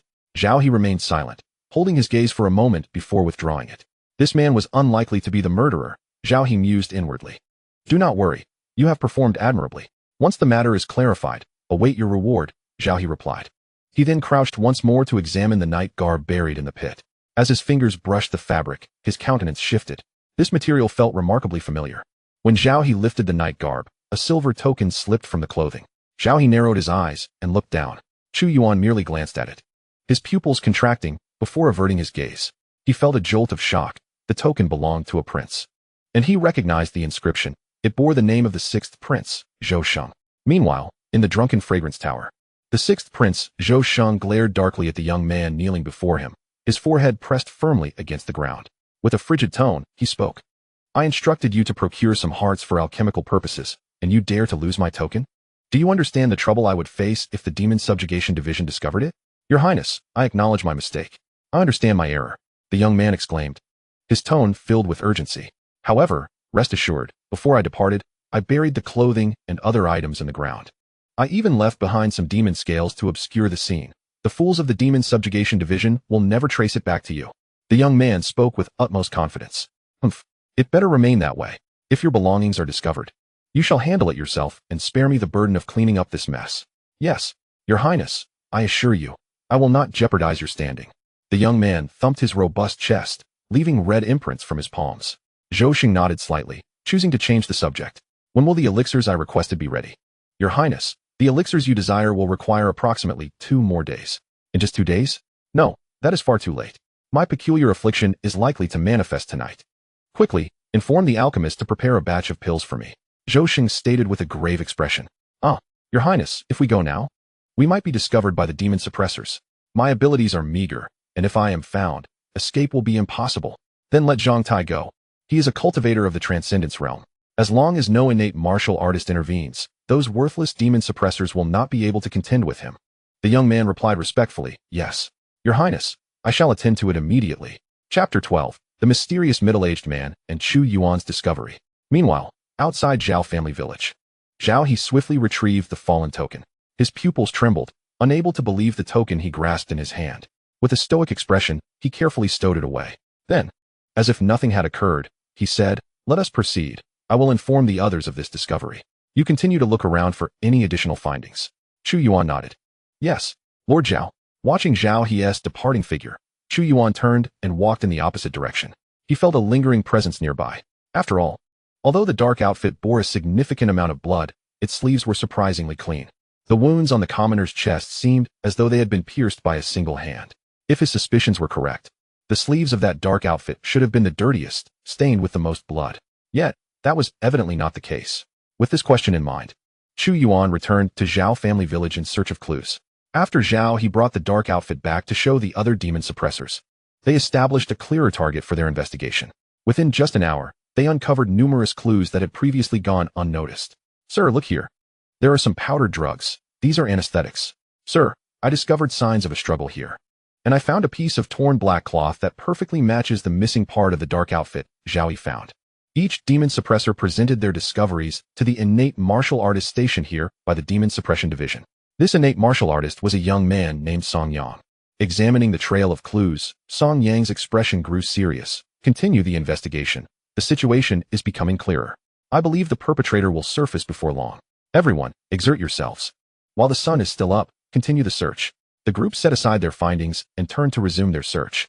Meanwhile, in a house, Chu Yuan, utilizing his divine insight technique, discovered a discarded alchemical formula in an inconspicuous corner. Upon opening the formula, he found it detailed a medicinal pill known as the Clear Mind Pill. According to the prescription, this is a medicinal elixir designed to treat the afflictions of the mind. Upon ingestion, it is said to suppress any ailment affecting the brain. The ingredients listed are rather peculiar, including human hearts, the blood of demons, and the urine of young boys and girls, among others. The bizarre components, however, have unveiled the identity of another perpetrator. The individual responsible for the calamity that befell Zhao family village is a skilled alchemist.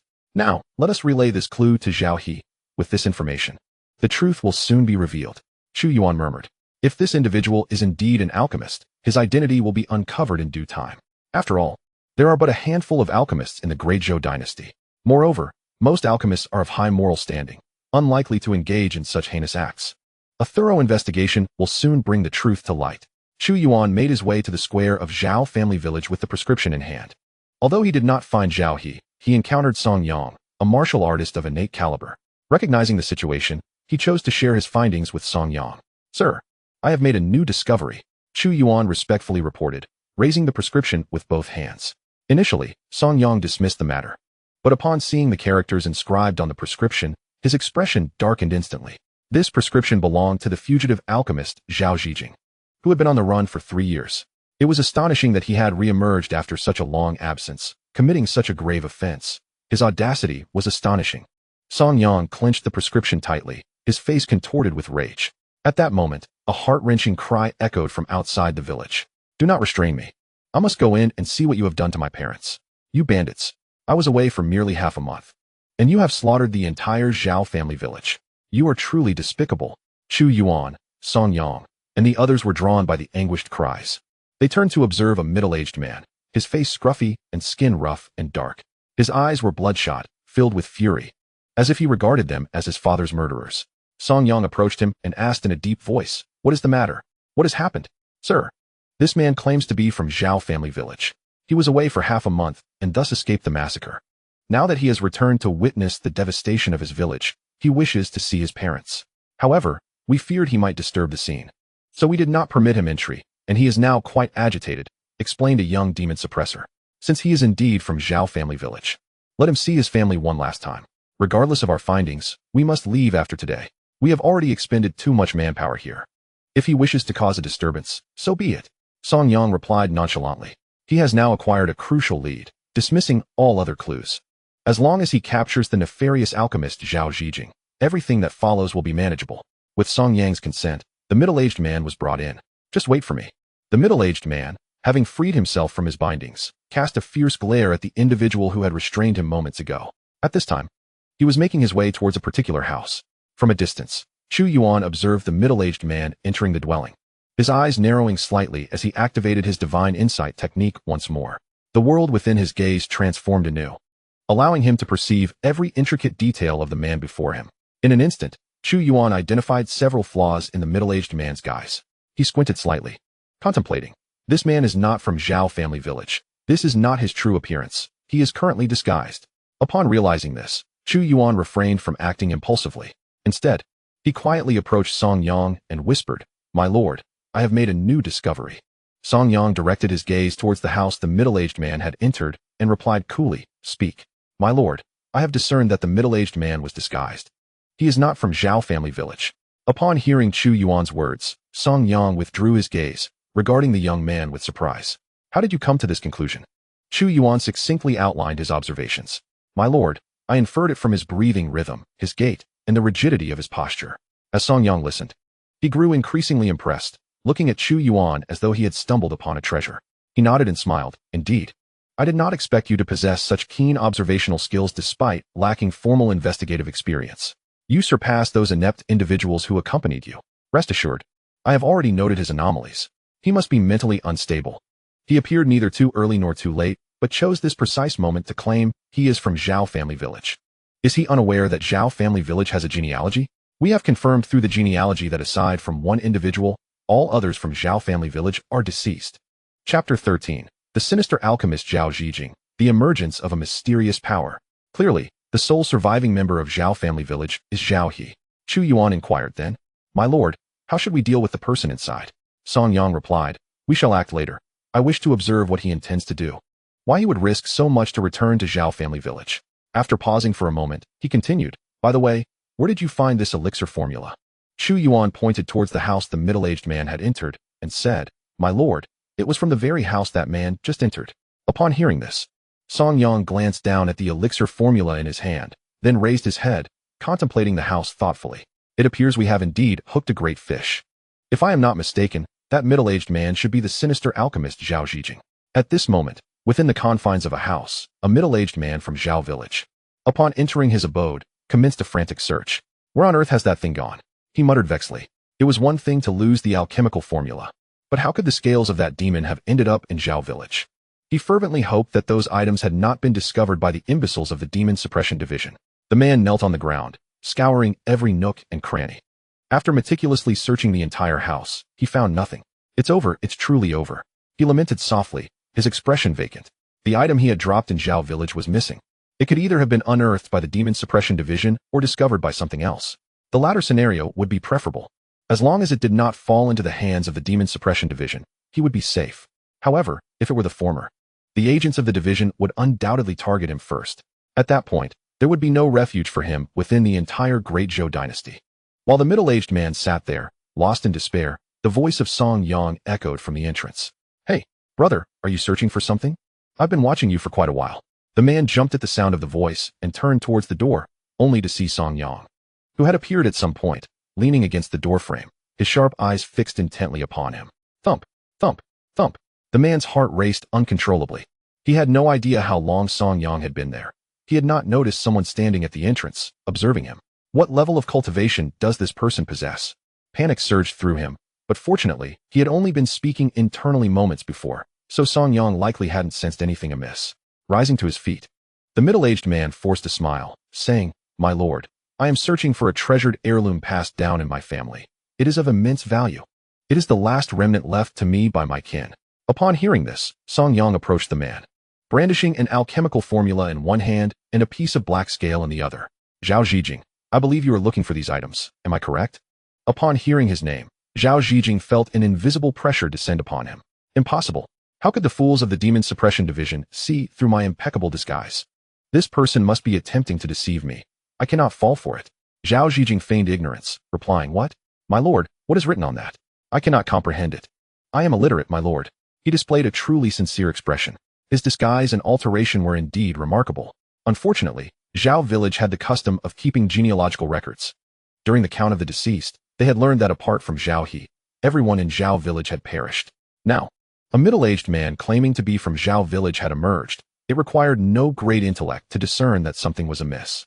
Song Yang regarded Zhao Yijin, who remained obstinately unwilling to admit the truth. He promptly stowed away the items in his hand and placed a firm hand on Zhao Yijing's shoulder. Zhao Yijing, it would be prudent for you to confess honestly. Why did you annihilate the entire population of Zhao family village, leaving no one behind? Zhao Yijing felt the grip on his shoulder tightening, causing a dull ache to radiate through him. Realizing the situation, he ceased his pretense and forcefully shook off Song Yang's hand, coldly inquiring, Lord Song, how did you see through my disguise? I consider my camouflage skills to be among the top 3 in the world. Your Demon Suppression Division should lack the capability to pierce through my ruse. Song Yang retorted, Humph, you fool. Are you not aware that Zhao family village maintains a genealogical record? Our Demon Suppression Division accounted for the fatalities on the very first day of the incident, totaling 301 souls. Aside from the deceased, only one remains outside our division. Thus, how could anyone else still be alive? Zhao Yijing was taken aback, realizing he had not been undone by his disguise, but rather by a mere family record. Infuriated, he cursed under his breath, damn it, which respectable family keeps a genealogy? Are they not afraid of being hunted down one by one in the future? Song Yang continued, no. There was indeed someone in our Demon Suppression Division who discerned your disguise not through the genealogy. He saw through your camouflage as well. Who is it? Zhao Yijing demanded. You need not know just yet. Once you are confined in the heavenly prison, the identity will be revealed to you. From the tone of Song Yang's words, Zhao Yijing sensed that he was cornered. Lord Song, do you believe you have me at your mercy? Your Demon Suppression Division has pursued me for years without success. What makes you think you can apprehend me today? Song Yang pressed on. After our lengthy discussion, do you not feel something peculiar within your body? Zhao Yijing furrowed his brow. The moment Song Yang mentioned it, a wave of drowsiness washed over him. He raised his hand, a grimace contorting his features as he glared at Song Yang.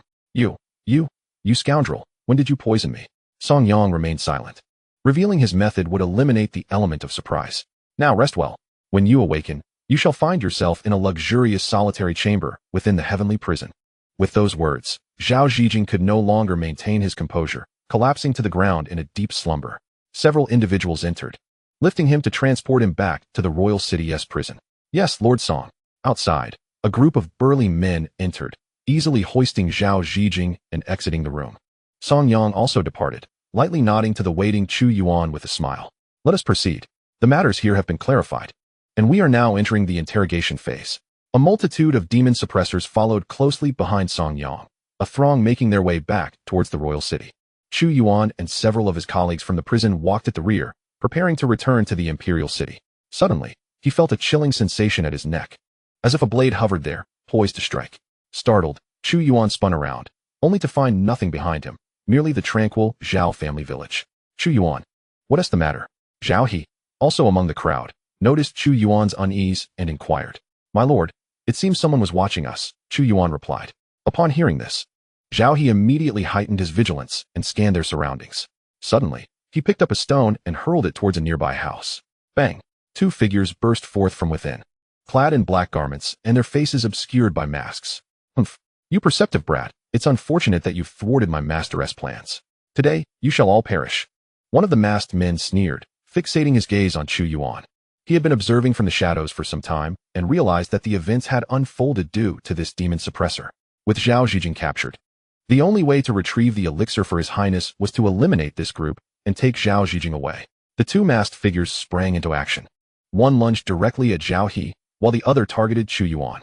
The sudden ambush prompted the demon suppressors in the rear to shout, "Enemy attack! Enemy attack!" Their cries attracted the attention of the demon suppressors ahead, who turned to see the 2 masked assailants embroiled in combat with Chu Yuan and his companions. Chu Yuan's expression turned grave. The man confronting him was formidable, a peak practitioner of the Meridian realm, wielding immense strength in every blow.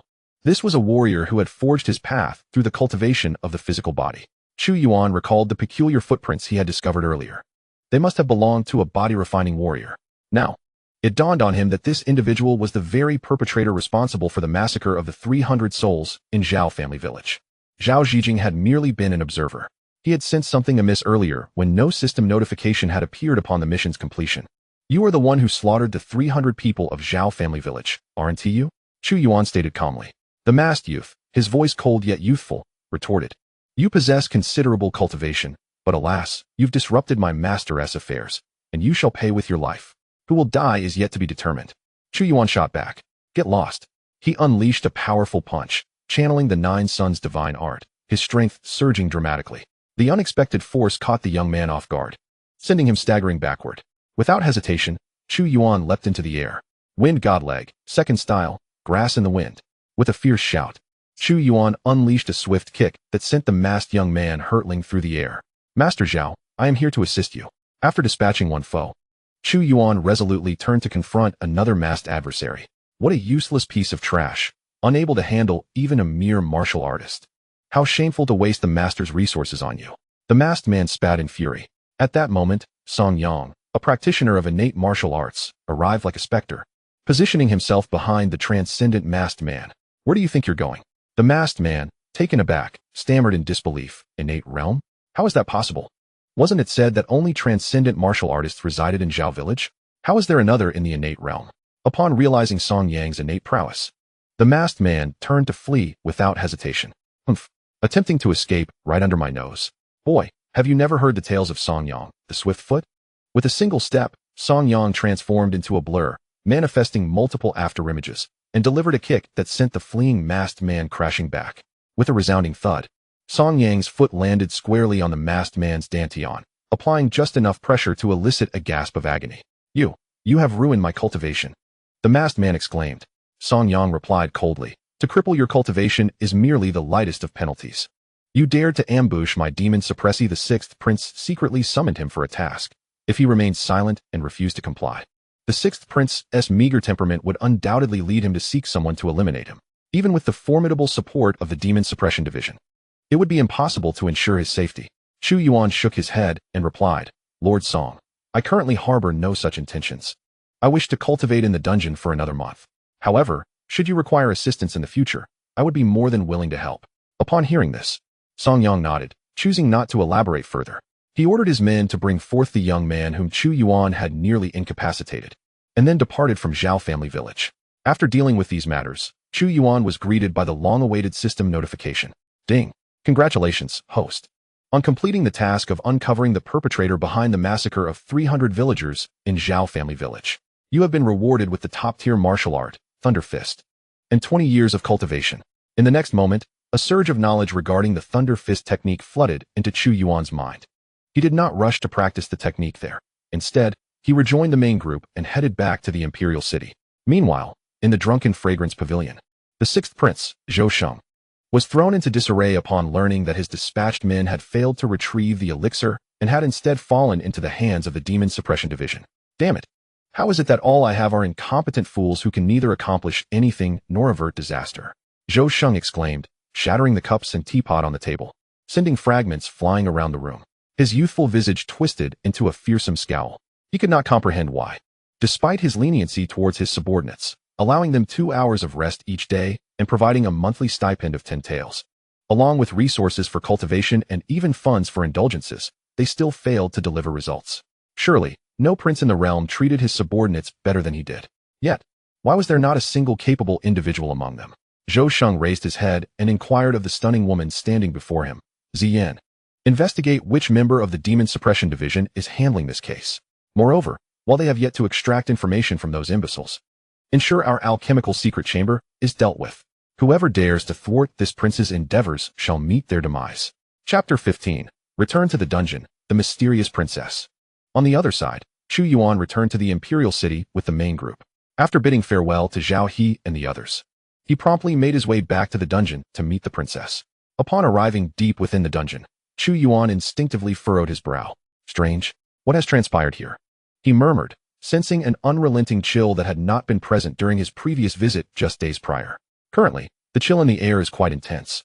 And even though he has cultivated the Nine Suns' divine skill, enveloping his body in pure, radiant energy, he still feels a sense of discomfort. At that moment, Shen Fei approached him from behind. Xiao Chu, you have returned. Quickly, go inside and see what has happened to the princess. Chu Yuan's expression darkened. It was audacious of Shen Fei to assign him such perilous tasks. Nevertheless, he had no choice but to acquiesce. Very well, brother Shen. I shall see to it at once. After responding to Shen Fei, Chu Yuan turned to find that Shen Fei had already vanished from sight.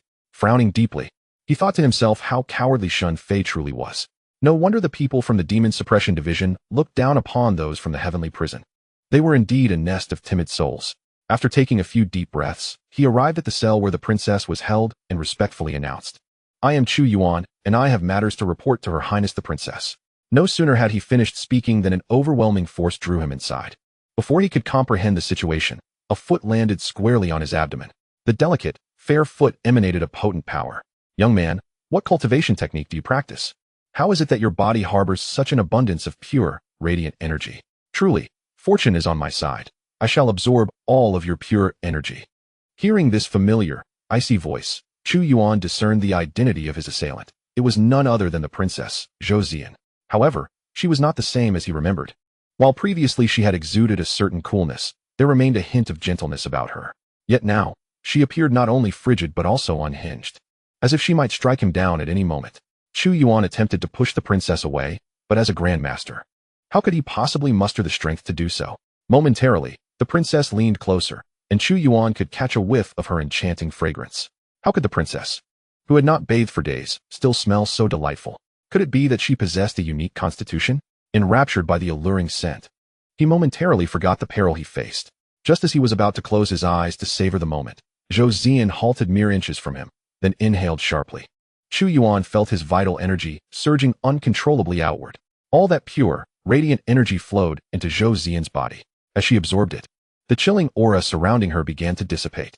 Not far from the cell, Shun Fei and the others, fearing that Chu Yuan might not manage alone, had hidden themselves. Observing the situation, as they sensed the temperature of the air gradually rising and the biting cold receding, they finally understood that Chu Yuan had successfully resolved the predicament. Phew. That lad truly possesses remarkable abilities. He has managed to dispel the inexplicable chill. It appears that in a month's time, Chu Yuan will undoubtedly depart from our prison to undertake a mission at the Demon Suppression Department. Is that not a good thing? This lad, Chu Yuan, is exceptionally gifted. If he were to remain in the prison, we would inevitably be compared to him. We have painstakingly transformed the prison into a small society devoid of internal competition. How could we possibly tolerate his continued presence?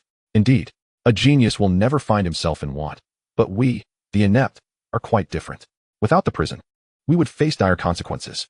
Given Chu Yuan's remarkable abilities, he should not linger here. After confirming that both Chu Yuan and the princess were unharmed, the group engaged in casual conversation before turning to leave, wary of approaching the cell that housed the princess. They feared that she might seek retribution for witnessing her disheveled appearance. Within the cell, the princess regained her composure, wiping her rosy lips, her complexion slightly flushed. "Chu Yuan, do you comprehend how to address the events that transpired here today?" At that moment, Chu Yuan appeared frail, his energy completely depleted. It would take him at least 10 days to recover on his own. In a daze, he replied, "Your Highness, I am uncertain as to what you are referring."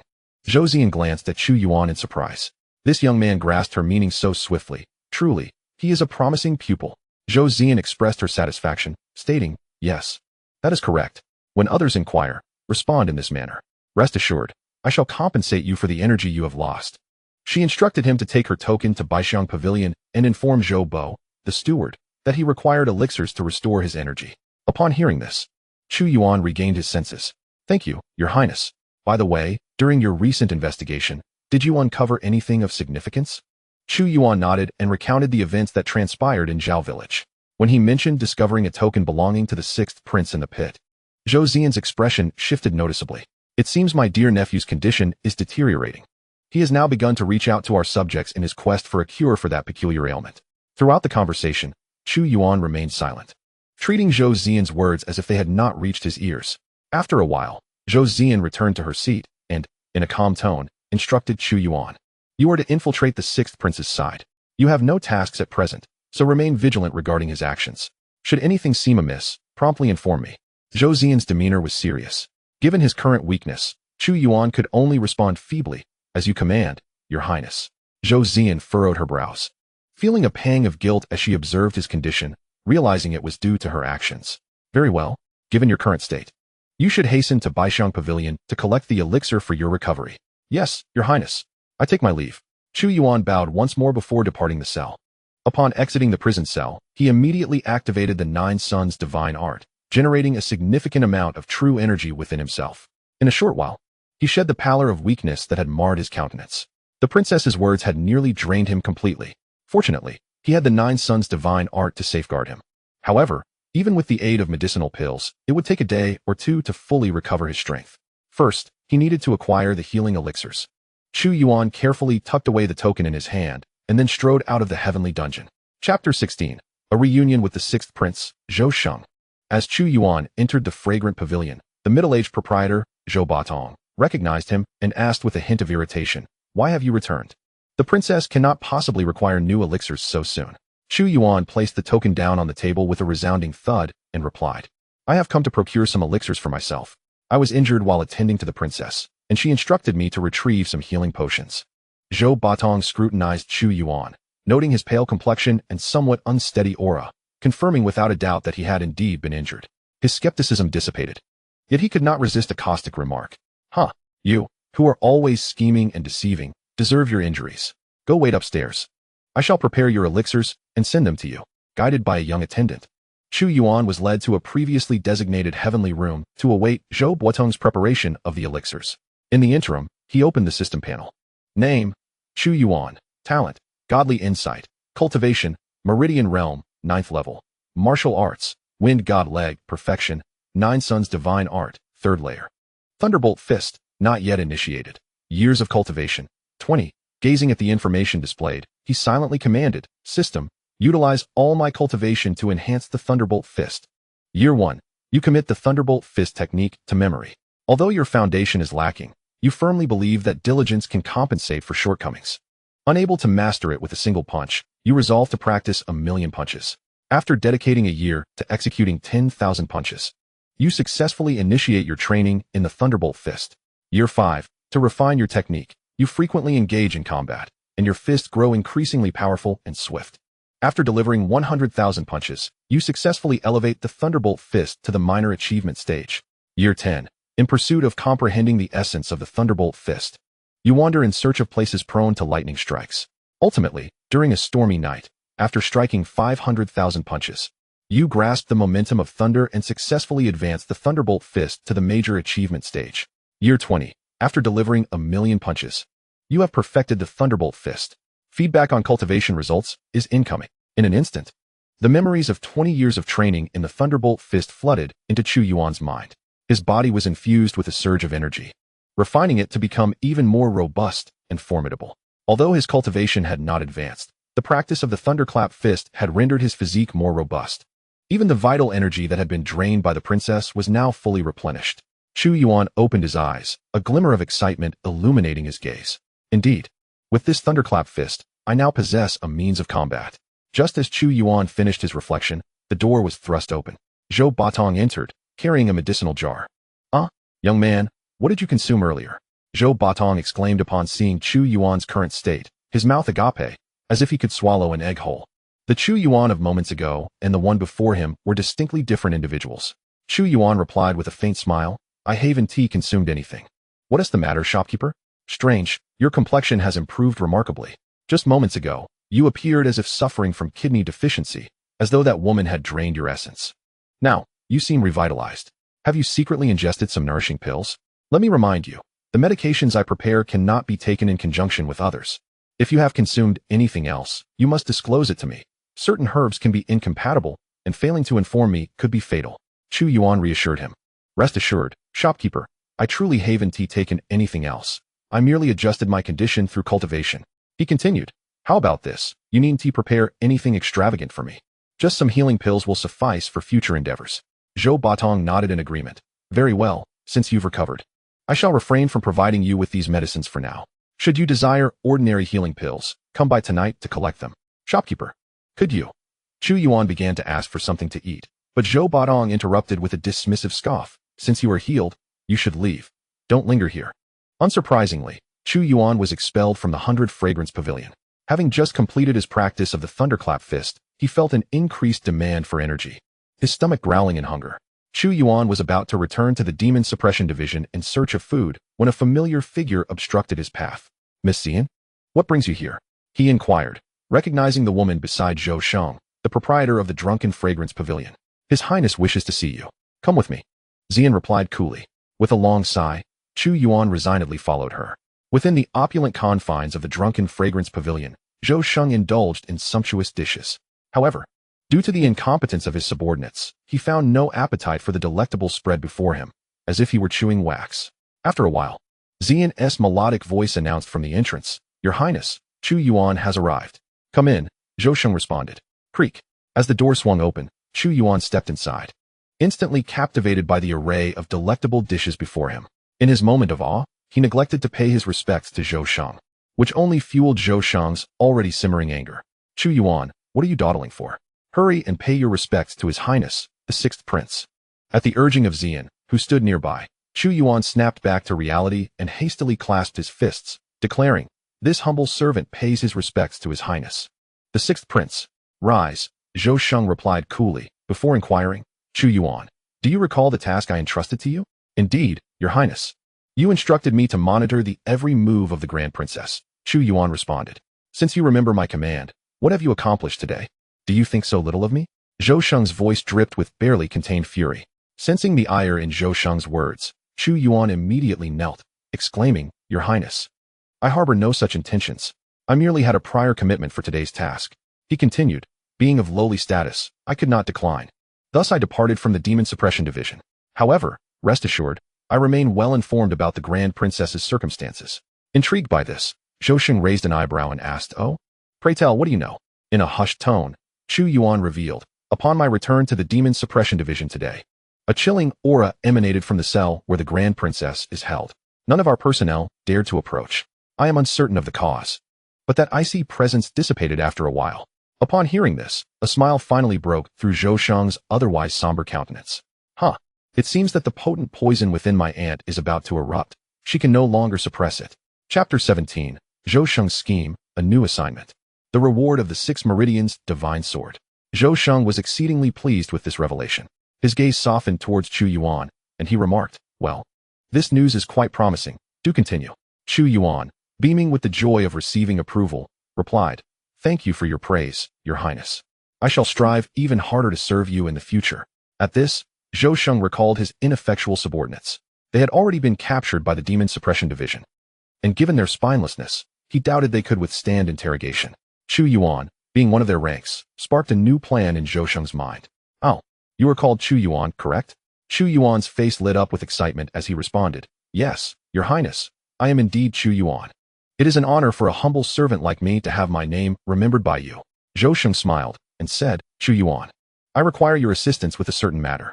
However, the undertaking may be perilous. Are you willing to aid me?" "I, Chu Yuan, am willing to brave any danger for Your Highness. But weren't you supposed to be on a mission today? I have heard that you apprehended several individuals in Zhao family village. They are my people. These worthless individuals, upon my glance, are evidently less competent than you. You are aware of the interrogation methods employed in the celestial prison. These inept beings will not withstand them. I desire you to eliminate them before they utter my name. What say you?" Beep. Task released. Please complete the task issued by the Sixth Prince, Zhou Sheng, to earn his trust. Completion yields the reward, Supreme Martial Art. Six Meridian Sword. 50 years of cultivation. Upon witnessing such a generous reward for the task, Chu Yuan felt a surge of joy within. The Six Meridian Sword, though nominally a sword technique, does not involve the use of a true sword in combat. Rather, it employs a method akin to swordplay, unleashing the internal energy contained within the six meridians through the fingertips, achieving a direct and penetrating lethal effect of immense power. When combined with his 9-yang divine skill, Chu Yuan could transform into a human Gatling gun, capable of sweeping through all adversaries in this realm. Without hesitation, Chu Yuan responded to Zhou Sheng, "Your Highness, I assure you I will complete the task." He gazed at Zhou Sheng with eager anticipation. After all, he was a prince, and surely there would be some reward for his efforts. He did not yearn for martial arts techniques or elixirs. He merely wished for some silver. Surely, as a prince, it would not be a problem for him to bestow 100 taels upon a subordinate. Just as Chu Yuan awaited a reward, Zhou Sheng issued an eviction order. "Very well, you may hasten to your tasks. I still need to dine." Zhou Sheng had no intention of offering any reward and simply dismissed Chu Yuan. Gurgle, gurgle. Holding his stomach, Chu Yuan gazed longingly at the exquisite feast before him and inquired, "Your Highness, I have not eaten all day. Might you allow the Zhuaxiang Tower to prepare a meal for me?" Zhou Sheng frowned, displaying his displeasure as he regarded Chu Yuan. How dare this wretched lowly individual presume to dine in the same vicinity as him? By what right? Each person dining at Zhuaxiang Tower possessed a distinguished status. The mere presence of someone of Chu Yuan's lowly standing would tarnish the dignity of this establishment and diminish the stature of the sixth prince himself. It appeared he had been overly generous with his smiles previously. Zhou Sheng coldly remarked, "Chu Yuan, have I perhaps given you too much face? What is your standing that you dare to share a dining space with me?" Seeing the sixth prince's anger, Chu Yuan felt a swell of dissatisfaction. Humph. No wonder he was surrounded by fools. Who would serve a man so incapable of treating his own kind with respect? Only someone like him, who had received the command of the princess, would be willing to do his bidding. Though discontent brewed within him, Chu Yuan maintained a facade of obedience. He knelt, feigning terror, his entire being trembling as if presenting the abject demeanor of a lowly subject before a superior. "Your Highness, I am most disrespectful. I beg your pardon for my insolence." Zhou Sheng regarded Chu Yuan with an expression akin to that of a corpse. However, given the scarcity of capable hands at his disposal, should Chu Yuan meet a fatal end, he would be left without anyone to carry out his tasks. Moreover, he required someone to keep an eye on his exquisite aunt. Zhou Sheng's demeanor softened considerably. "Very well, rise. Your lowly status may have blinded you to our customs, but this prince forgives your impudence." "Thank you, Your Highness. Your magnanimity reflects a ruler's grandeur, and you shall undoubtedly ascend to a position of great power, commanding respect across the realms." Upon receiving forgiveness, Chu Yuan promptly flattered the sixth prince. Zhou Sheng found these words quite pleasing, yet when uttered from Chu Yuan's lips, he donned a stern expression. "Silence. Do not utter such words again. Do you wish to bring about my demise? I would never dare, my lord. Enough. Depart swiftly to attend to your duties. Shortly, I shall have Xian provide you with some silver. Resolve your hunger outside." Chu Yuan clasped his fists and replied, "Thank you for your generosity, Your Highness. I take my leave." After maintaining his bow for a moment, he retreated a few steps before turning to exit the chamber. Once Chu Yuan had departed, Zhou Sheng summoned several young maidens to indulge in a lavish feast, fully revealing his hedonistic nature. Humph. This prince is nothing short of a foolish tyrant, and he dares to aspire to the throne of the Great Zhou? Pah! Chu Yuan silently scoffed. He then sought out Xian, who was responsible for entertaining guests. Chu Yuan had anticipated receiving a modest sum of silver to enjoy a hearty meal, yet Xian, in a miserly fashion, extracted a mere handful of copper coins from a pile of gleaming silver. "Miss Xian, is this not somewhat unfair?" Xian coldly retorted. "Is this not what the prince has bestowed upon you? Are you dissatisfied? This small amount should suffice for a few buns. Hurry and attend to your duties." With that, Xian turned away to continue attending to other guests. "Very well, just wait." Chu Yuan concealed his frustration within. This path was of his own choosing, and he could only endure. After securing the meager coins, he returned to the dungeon. Meanwhile, in the Demon Suppression Division, several individuals captured from Zhao family village had been confined to the dungeon, their bodies marred by the aftermath of recent torture. To Zhou Sheng's astonishment, this group exhibited remarkable resilience, enduring the dungeon's torment with steadfastness. As Chu Yuan entered the dungeon to observe the dire state of Zhou Sheng's subordinates, he shook his head in dismay. That Zhou Sheng shall not become the crown prince is a clear decision from the current emperor. His excessive suspicion and lack of kindness towards his own are his undoing. He fails to trust in the absolute loyalty of his subordinates. Taking advantage of his status within the dungeon, Chu Yuan approached the imprisoned individuals, leaning in closely to speak quietly. "Listen carefully, everyone. I am a retainer of His Highness, the sixth prince. Upon learning that you have fallen into the clutches of the Demon Suppression Department, His Highness is deeply concerned for your safety. Regrettably, he is unable to come to your aid due to certain circumstances. However, His Highness has conveyed that if you are willing to take your own lives, thereby preventing the incompetent agents of the Demon Suppression Department from tracing anything back to him, he will ensure that you receive a proper burial. Remember the deeds you commit today. I hope you do not disappoint His Highness." Chapter 18. The Six Meridian's Divine Sword in hand, the prince's consort seeks rescue. In the dark prison, several figures exchanged wary glances, their expressions betraying their vigilance towards Chu Yuan. "Who are you? We do not understand what you are saying. Leave at once. I will not betray my master, no matter the conditions you offer." Observing the individuals before him, Chu Yuan shook his head. How blind Zhou Sheng was to treat his loyal subordinates in such a manner. Nonetheless, Zhou Sheng had issued orders for these individuals to be executed. Chu Yuan cleared his throat and whispered, "Drunken Fragrance Tower, Room Tianzi." Those few simple words instantly altered their expressions. They believed in Chu Yuan's identity, for only those within the circle could comprehend their significance. "Will our brother truly establish a proper burial for us after we perish?" they inquired. "Indeed. His Highness has stated that you are his most capable aides. Were it not for the current circumstances, he would have personally intervened to save you." Chu Yuan lied with a steady countenance. To think we would one day receive such treatment from His Highness. He is truly considerate. Rest assured, we shall not make things difficult for him. One of them replied. However, once we are gone, we leave the troubles of His Highness to you. With a solemn expression, Chu Yuan nodded earnestly. Fear not, I shall take good care of His Highness. Very well. Brother, you must depart quickly. After you leave, we shall seek an opportunity to end our lives. Chu Yuan acknowledged their words. He understood that he could not act directly within the confines of the cell, otherwise, he too would be implicated as a suspect. He subsequently exited the prison and made his way home. Before long, as he traveled, a notification chime echoed within his mind. Ding! Congratulations, host, for completing the task and receiving the reward. The supreme martial art, Six Meridian's Divine Sword. 50 years of cultivation. The essence of the Six Meridian's Divine Sword instantaneously flooded into Chu Yuan's consciousness. Upon absorbing this technique, a smile graced his lips. This martial art is exceptional. And with the addition of 50 years of cultivation, not only can I practice the Six Meridian's Divine Sword, but I can also elevate my cultivation level. In high spirits, Chu Yuan gazed up at the darkening sky. Feeling the pangs of hunger, he turned and entered the fragrant pavilion. Before making a breakthrough in his cultivation, he needed to satisfy his hunger, ensuring he would not succumb to starvation during the process. As Chu Yuan emerged from the 100 Fragrance Pavilion, the sky had completely darkened. The hour was quite late. Zhou Batong grumbled, "You insatiable brat. Why do you have such a voracious appetite? Be off with you. You are no longer welcome to indulge in my 100 Fragrance Pavilion." After berating Chu Yuan, Zhou Batong slammed the door shut with a resounding bang. Humph. It's not like I dine here every day. What is there to be angry about? Chu Yuan thought, feeling quite dissatisfied. He had merely indulged a bit too much. The meal had cost a mere 1,000 taels of silver, a trivial sum compared to the several thousand taels his establishment earned daily. Did he truly fear his modest consumption? Chu Yuan, shaking his head, reflected on the stinginess of the royal disciples. Now that he was sated, it was the perfect moment to return home and make breakthroughs in his cultivation. However, he had only traversed half the distance when a faint cry reached his ears from the left. "Help! Someone, please save me. I beg you, kind stranger, save me." The voice was soft, and had it not been for Chu Yuan's extraordinary perception, heightened by his divine insight, he would never have caught the delicate plea. Ding! Mission issued. Mysterious cry for help.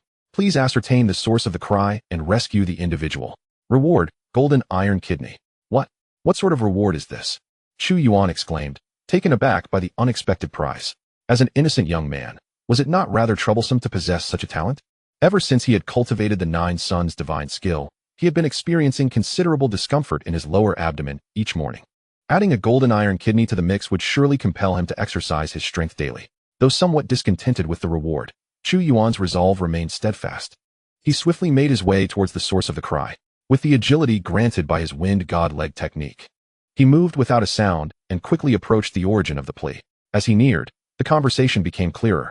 Humph, Princess Consort, do not blame us. It is not our fault that your husband sought to harm the crown princess.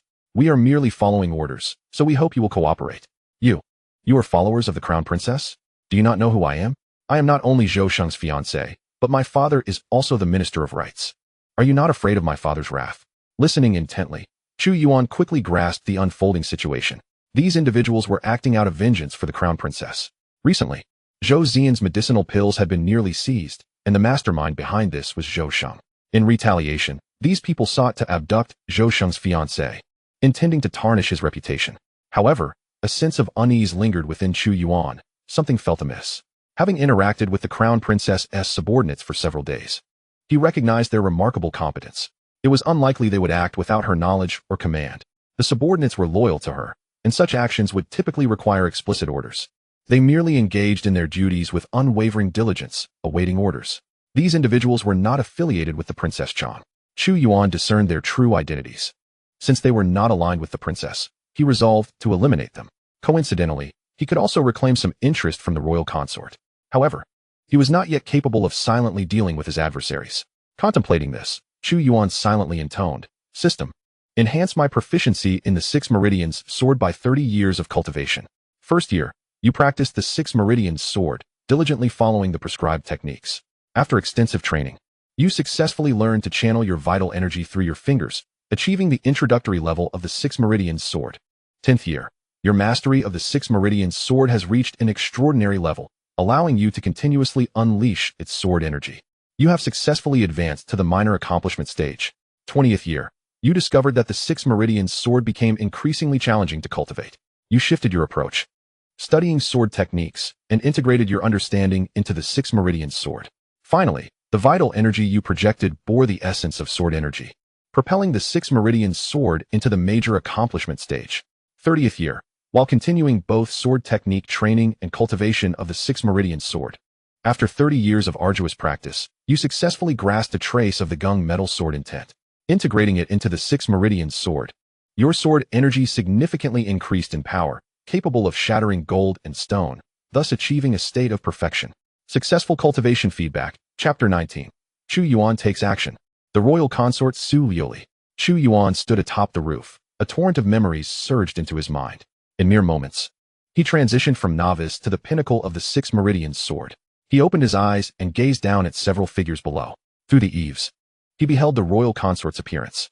Clad in a snug azure gown that accentuated her curvaceous pear-shaped figure, her alluring silhouette was captivating. At that moment, the royal consort appeared to be in distress. Her delicate face was flushed, twisting and turning as if something were teasing her. Opposite her stood 3 dark-skinned men, leering at her with lascivious grins. Who would have thought we would have the fortune to savor the royal consort's essence? Brothers, let's put in some effort. I've learned that the royal consort has practiced martial arts since childhood and is said to be a congenital warrior. She's formidable. So, the royal consort is a martial artist. That's splendid. We were worried that if we exerted too much force, we might harm her. The royal consort, Su Liuli, felt the ravenous gazes of the men sweeping over her, tightening her grip on her crimson lips, desperate to flee. Yet her body felt languid, rendering her powerless. If you dare to touch a single hair on my head, my father will not spare you. Princess, if you wish to avoid disgrace, it would be wise to swallow your words. Otherwise, you surely do not wish for the tale of the 6th prince's fiancé battling 3 dragons to spread throughout the capital. Just as these 3 men reveled in their triumph, Chu Yuan, who had been observing from the shadows, seized the moment when he confirmed the absence of others nearby. With a swift motion, 3 strands of sword energy erupted from his fingertips. These powerful strikes pierced through the window with remarkable precision, penetrating the skulls of the 3 imposing figures. The force of their demise was akin to the shattering of watermelons. Su Liuli's complexion flushed as she gasped for breath. Her gaze fixed in shock upon the scene unfolding before her. The suddenness of it all left her mind in a daze, momentarily forgetting the potent poison still lingering within her. After dealing with the 3 men, a notification echoed in Chu Yuan's mind. Ding! Congratulations, host, for completing the task and receiving the talent of the golden iron kidney. A wave of warmth surged through his body, a tingling sensation enveloping him entirely. This newfound ability was quite impressive. He felt as though his body had been reinforced once again. Once he collected his thoughts, Chu Yuan leaped from the building with a resounding thud upon landing, striding confidently into the interior. Who are you? Su Liuli inquired, her voice trembling as she beheld the tall and muscular figure of Chu Yuan, radiating masculine energy. I am the one who saved you, he responded succinctly, moving closer to assist her to her feet. However, as he approached, his pure and potent chi triggered the effects of the lingering poison within her. Suddenly, Su Liuli's body convulsed violently, tears welling in her eyes as she gritted her teeth in embarrassment and indignation. Go away. Please, keep your distance, she urged, pushing him away forcefully, only to pull him back again moments later. Before Chu Yuan could react, the overwhelming force of her innate cultivation was unleashed. Her eyes devoid of color, consumed solely by her desires. It was a wild night, and everything was left unspoken. The following morning, Chu Yuan was the first to awaken, feeling refreshed as he tidied his attire. A cold, crisp voice cut through the air behind him. I do not care who you are. You would do well to forget everything that transpired today, lest you invite peril upon yourself. Su Liuli, stripped of her previous wildness, now bore an icy demeanor, akin to an everlasting glacier, radiating an aura of chill. Yes, I understand, Chu Yuan replied, his eyes wide with curiosity. But, my lady, may I seek you out again in the future? He has come to understand why such events occur only once, yet infinitely. The sensation of releasing all the pent-up pressure within is utterly exhilarating. Most importantly, Su Liuli's identity is far from ordinary. She is the fiancée of the 6th prince, Zhou Sheng. The thought that Zhou Sheng treats her in such a manner, while he himself has taken another man's wife beneath him, is indescribably satisfying. Su Liuli cast a captivating glance at Chu Yuan and remarked, You lad, do you not fear death? I, however, do. After saying this, she discreetly scrutinized Chu Yuan. Last night, she was completely captivated by the man who had saved her. In both body and mind, she was wholly enthralled. It is likely that, in due time, she would become a reflection of this man. Hearing her words, Chu Yuan displayed a look of regret. Very well, my lady, I shall take my leave for now.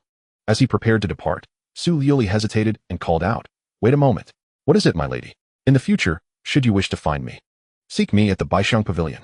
After speaking, Su Liuli handed Chu Yuan a token. As long as she was at the Baixiang Pavilion, he could use this token to find her. Upon seeing this, Chu Yuan felt a surge of joy. He was confident that his own prowess would ensure this woman would not forget him. Huh, Zhou Shang, this is how you treat me. I shall reciprocate with your wife. With a sinister chuckle, Chu Yuan accepted the token. My lady, may I inquire your name? Su Liuli. Very well, I shall take my leave now. Soon, those searching for me will arrive, and if you remain here, how shall I explain? Chu Yuan nodded earnestly. Understood, Miss Su. I shall depart at once. We shall meet again at the Baixiang Pavilion. With that, Chu Yuan executed the wind god leg technique and swiftly exited. Once he was gone, Su Liuli stumbled to her feet. Observing the chaos around her, her expression darkened as the terrifying power of her innate realm was revealed. The surroundings, once a mess, had now become even more disordered. However, this maneuver erased all evidence of their earlier entanglement. With a fierce expression, Su Liuli struck her shoulder with a palm. Poof! Su Liuli appeared feeble, crafting an illusion of having been wounded in battle. Following the powerful aura she had just displayed, a group soon began to converge upon her. The princess consort is here. Gather quickly. The princess consort has been attacked. Seal the area. Chapter 20. New task. Annihilate the mountain forest gang. Reward. Universe in a sleeve. Commands echoed through the alley. However, by the time they began issuing orders, Chu Yuan had already escaped the alley and returned to the Demon Suppression Division's prison. Yet, today, the atmosphere in the prison felt distinctly unusual. A heavy sense of oppression hung in the air. Chu Yuan inquired discreetly and soon discovered that the prisoners captured the previous day had tragically taken their own lives. At this moment, Shun Fei's countenance was exceedingly grave, for the cases tied to these prisoners remained unresolved. Numerous crucial details awaited interrogation. Yet they chose to end their lives on the very next day. Sir Shun, what shall we do next? These prisoners are connected to the Zhao family village case, which is still open. They have perished within our prison walls, someone ventured cautiously. Shin Fei, with a sudden flare of frustration, turned sharply and raised his hand to strike. Silence. Do you not see that I am already vexed? These prisoners did not die by our hand. They chose to end their own lives. Report the matter truthfully. The Demon Suppression Department will not hold us accountable. Find a few individuals to dispose of these bodies and feed them to the dogs.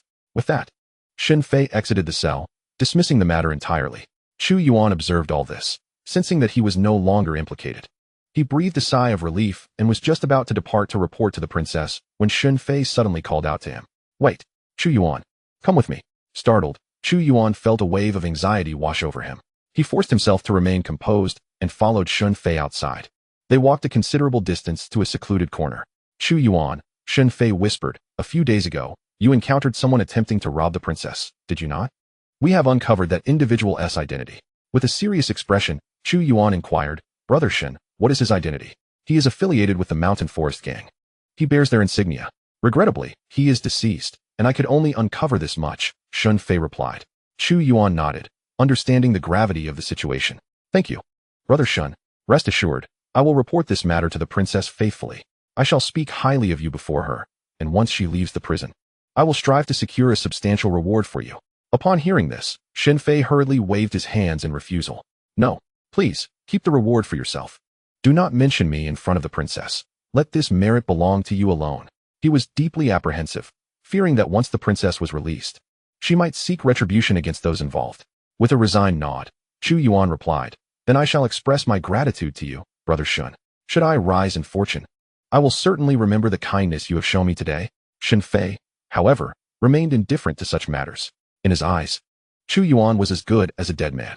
Once the princess was freed, Chu Yuan would undoubtedly be the first to perish. After conveying the results of his investigation, Shin Fei hurriedly departed. Subsequently, Chu Yuan set about his own duties. He ventured deep into the prison to report to the princess. Your Highness, I have urgent matters to discuss with you. Come in, the princess replied.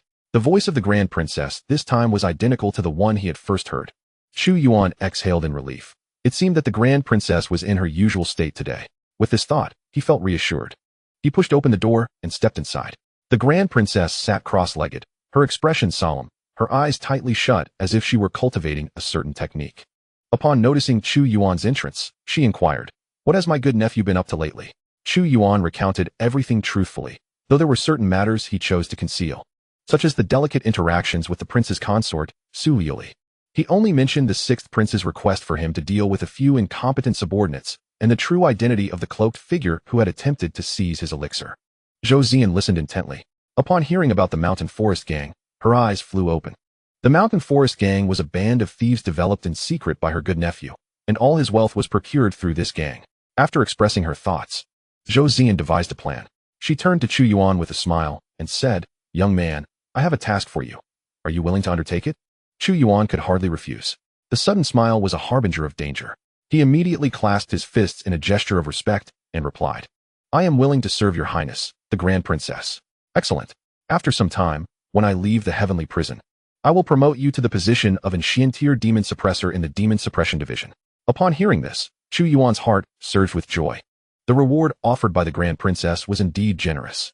Within the Demon Suppression Division, there were 4 ranks of Demon Suppressors: Yellow, Xian, Earth, and Heaven. The Yellow tier was the lowest, and upon successfully transitioning to a permanent role within the division, one could become a Yellow tier Demon Suppressor.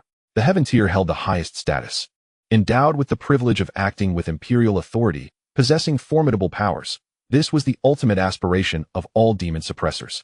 Although uncertain if the Grand Princess was merely painting a rosy picture, at the very least, she had the audacity to do so, unlike the sixth prince, Zhou Sheng, who was unwilling to promise even the slightest advantage yet expected assistance in his endeavors. Excitedly, Chu Yuan asked, "May I inquire what your highness wishes me to do?" "Simple. You are to eradicate the Mountain Forest Gang on my behalf." Chu Yuan was momentarily taken aback. He quickly raised his head, looking at Zhou Zian with uncertainty in his eyes. "Your highness, is this task solely for me? The Mountain Forest Gang is filled with formidable warriors, and I fear my cultivation level may not suffice against them." The Grand Princess reassured him, "Do not worry, I will not send you to your death. Take this token of mine to the Baixiang Pavilion and inform Zhou Batong that I am hungry and wish to eat fish. Simply conveying this message will suffice. He will understand its true meaning." Ding. Mission issued. Please eliminate one of the sixth Prince Zhou Sheng's factions, the Mountain Forest Gang. To receive the reward of a divine technique, sleeve worlds, and 50 years of cultivation. Chu Yuan was somewhat taken aback by the reward he received this time. The sleeve of the universe technique was rather extraordinary. If cultivated proficiently, it would be akin to creating a space within his sleeve, allowing him to conceal himself and store items, effectively granting him a storage ring. Chu Yuan was exceedingly pleased and promptly accepted the task. "Yes, I understand," he assured. "Your Highness, the princess need not worry. I shall ensure the completion of this task." Zhou Zian nodded and said, "Very well, I am weary now. You may leave." With a bow, Chu Yuan retreated a few steps before turning to exit the prison door. He then departed from the celestial prison, swiftly making his way toward the Baixiang Pavilion. Chapter 21, Ninth Sun Divine Art, 5th level, breaking through to the transcendent realm. At Baixiang Pavilion, Zhou Batong was entertaining guests. Business was thriving today, with many dignitaries arriving at the establishment, greatly uplifting Zhou Batong's spirits. Suddenly, a voice interrupted him, causing his smile to falter. He turned to see Chu Yuan at the entrance, beaming like a harbinger of misfortune, and spoke with displeasure. "What brings you here at this hour?" Chu Yuan replied with a smile, "Zhou, I have a task." "What task?" "Speak quickly. I hope you're not here to mooch off the food and drink. My humble establishment cannot sustain your insatiable appetite." "Rest assured, Zhou, I am not here for a meal today," Chu Yuan assured him, leaning closer and whispering, "The princess mentioned she is craving fish." "Really? Are you certain?" Zhou Batong inquired. And upon seeing Chu Yuan's earnest expression, he realized the signal had been successfully conveyed. Zhou Batong scrutinized Chu Yuan momentarily and, sensing no deceit, responded, "Very well. You wait at the usual place, and I shall fetch a fish for you." Chu Yuan's heart swelled with joy at this news. Considering his own appetite, he decided to take advantage of Zhou Batong's hospitality. "Zhou, do prepare some exquisite dishes for me. We shall dine and converse shortly." After patting Zhou Batong's shoulder, Chu Yuan strode confidently up to the second floor of Baixiang Pavilion, as familiar as if he were returning home. Zhou Batong was infuriated. This wretched fellow truly treated this place as his own home. The audacity, he thought, helplessly preparing the meal for Chu Yuan. Many patrons nearby noticed this exchange, their eyes reflecting a curious glimmer as they watched the unassuming Chu Yuan ascend to the second floor, pondering his true identity. In Baixiang Pavilion, there existed numerous unspoken rules. Each floor corresponded to different social standings. Many could only dine on the first floor. while only a select few of high status were permitted to ascend to the second or even third floors. Chu Yuan was dressed quite unremarkably, with the exception of the distinctive attire of the Demon Suppression Division he wore, which piqued the curiosity of those around him. He ascended to the second floor, noting the pleasant surroundings, and realized that the shopkeeper, Zhou, would not arrive so soon. He then silently commanded in his mind, "System, open the panel." Name, Chu Yuan. Talent, Divine Insight, Golden Iron Kidney. Cultivation, Meridian Realm, 9th layer. Techniques, Wind God Leg, perfected. 9 Yang Divine Art, 3rd layer. Thunderbolt Fist, perfected. 6 Pulse Divine Sword, perfected. Years of cultivation, 20 years. Upon reviewing the information displayed, Chu Yuan decisively stated, "System. Allocate all 20 years of cultivation to the 9 Yang Divine Art. First year, in your quest to elevate the 9 Yang Divine Art to the 4th layer. Each morning you arose to absorb the first rays of sunlight for your training. After a year of steadfast dedication, you successfully condensed your Qi, significantly amplifying your true essence, elevating the 9 Yang Divine Art to the 4th layer, and consequently breaking through to the Spirit Sea realm. 5th year, you further expanded your Qi several-fold, rendering your true essence much more robust than that of the average Qi realm martial artist, culminating in your breakthrough to the 6th layer of the Qi realm. 10th year, you embarked on fervent training, not only absorbing the morning sunlight daily, but also traversing to the desert to train at the volcanic edges. Through this intense regimen, your 9 Yang Divine Art approached the 5th layer, and your cultivation ascended to the 9th layer of the Qi realm. 20th year, in your relentless pursuit to advance the 9 Yang Divine Art to the 5th layer, your training became increasingly fervent. Fortuitously, you discovered a unique location harboring a subterranean volcano. Here, your 9 Yang Divine Art experienced rapid enhancement, allowing you to successfully break through to the 1st layer of the Transcendence realm, your body undergoing a profound cleansing. You also achieved the 5th layer of the 9 Yang Divine Art. Feedback on cultivation results incoming. As the 20 years of cultivation were instantaneously expended, Chu Yuan felt a surge of immense energy flooding into his body. This energy coursed wildly within him, refining his physical form. A substantial amount of true energy converged at his dantian, and in an instant, he perceived his dantian had expanded several-fold, greatly increasing its capacity to hold true energy. Subsequently, Chu Yuan sensed something extricating itself from his body. Upon opening his eyes, he discovered himself covered in black mud, the impurities expelled from within. This process of cleansing the marrow signifies a pivotal milestone in entering the Transcendence realm. Upon reaching this level, his body diverged from that of an ordinary mortal, and his lifespan experienced a notable enhancement. Those who attained this realm could effortlessly live beyond a century, with some even reaching a venerable age of 150 years. Feeling the sticky residue on his body, Chu Yuan promptly instructed the attendant waiting outside to fetch him a clean set of garments. Subsequently, without a moment's hesitation, he turned and entered the bathroom prepared in the room to cleanse himself. After a considerable while, Zhou Batong, having completed his tasks, sought out Chu Yuan. He entered a room on the 2nd floor, where Chu Yuan had already bathed and was now at his most ravenous after a recent breakthrough. He was voraciously devouring his meal. Observing Chu Yuan's state, Zhou Batong frowned and remarked, "Are you here merely to indulge in feasting and drinking? Or are you here to attend to serious matters?" Chu Yuan replied, "Master Zhou, I am indeed here on the orders of the esteemed Princess Chang to attend to important affairs.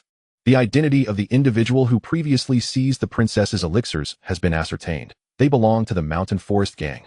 Her Highness has instructed me to inform you that we must eradicate the Mountain Forest Gang." Upon hearing the mention of the Mountain Forest Gang, Zhou Batong's expression grew grave. He swiftly closed the door and approached Chu Yuan, whispering, "Is it true that Her Highness intends to take action against the 6th Prince's associates?" Chu Yuan nodded, affirming yes. "It is undoubtedly true. I would not dare to falsely convey Her Highness's directives." Zhou Batong, with a cold smile, scrutinized Chu Yuan. "Is there truly anything you would shy away from doing in this world? You previously misrepresented Her Highness's orders to me, deceiving me for sustenance. Have you forgotten?" Recalling this incident, Chu Yuan offered an awkward smile. Master Zhou, that was in the past. Let us not dwell on it." He then deftly shifted the conversation back to the matter at hand. "Speaking of which, Master Zhou, how shall we proceed against the Mountain Forest Gang? I have heard they possess numerous skilled fighters." Chapter 22. Assistance from Chu Ro, heading to the Mountain Forest Gang. Zhou Batong replied with a calm smile, "Rest assured. Her Highness has long since cultivated a capable group of individuals sufficient to deal with the Mountain Forest Gang. That gang is merely a minor faction utilized by the 6th Prince for financial gain. Their strongest member barely reaches the peak of the transformation realm. I will arrange for someone to accompany you. You need only resolve the matter. Chu Yuan's eyes widened slightly in surprise. Just 2 of us. Is that truly sufficient for such a significant task? Shouldn't we have a contingent of at least 100 or 80? Zhou Batong countered. What? Do you wish for me to assign dozens of individuals to accompany you? Many are aware of the mountain forest gang's ties to the 6th prince. Should you travel with too large a group, it could jeopardize Her Highness's safety if your identities are recognized. Chu Yuan, exasperated, responded, Master Zhou. I too am in service of Her Highness. Having been involved in her affairs for so long, it is inevitable that some may recognize me. I fear exposure and the risk to my identity. Zhou Batong reassured him, do not worry. It will be just the 2 of you on this excursion. As long as you remain cautious and concealed, the fewer the numbers, the less likely your identities will be revealed. Understood? With that, Zhou Batong summoned someone. Chu Ro, come in. As his words fell, a woman with a high ponytail and an air of confidence entered the room. Upon entering, the woman cast a fleeting glance at Chu Yuan before turning to Master Zhou and inquiring, Master Zhou, what brings me here? Chu Ro, shortly you will accompany this individual to leave the imperial city and deal with the mountain forest gang. They were responsible for stealing the princess's elixir from my Baixiang Pavilion. At these words, a glimmer of murderous intent flickered in Chu Ro's eyes. So it is them. Master Zhou, how dare they thwart the princess's endeavors? They shall pay for their transgressions. With that, she shot another disdainful look at Chu Yuan, adding, however, Master Zhou, I can handle this matter alone. Why must I take this person along? Chu Yuan felt a twinge of contempt directed towards him. Yet, he remained indifferent, choosing not to reveal his true capabilities to validate himself. Master Zhou replied, Chu Ro, this is a promising newcomer favored by the princess. She intends to nurture him, thus. You must take him along for this task. Upon learning that this was the princess's directive, Chu Ro ceased her protests but issued a cold warning. Listen closely, young man. You will follow my lead. Do not wander off or act recklessly. Obey my commands, understood? Chu Yuan nodded earnestly. I understand. Pleased with his compliance, Chu Ro declared. Very well, Master Zhou, we shall proceed with the task. With that, she turned and departed. Young man, keep up. As Chu Yuan stood to bid farewell to Master Zhou, he remarked, Master, I shall embark on the task now and return later for a drink and a chat. Do not. You are not welcome to indulge in my hospitality any longer. Master Zhou retorted with a look of disdain. Nevertheless, Chu Yuan paid no heed, determined to return. Before departing Baixiang Pavilion, he followed Chu Ro to a hidden chamber within the establishment. They donned suitable attire for their mission and then exited through a concealed passage into the cellar of another tavern, leaving the imperial city. This was merely a precaution against any potential surveillance from the 6th prince or others aligned with the princess. Once outside Baixiang Pavilion, they hastened their pace and quickly exited the city.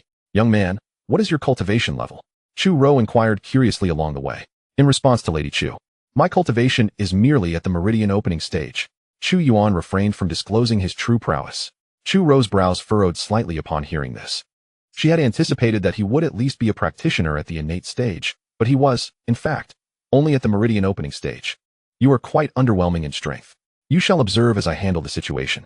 However, you must deal with the weaker members of the mountain forest gang.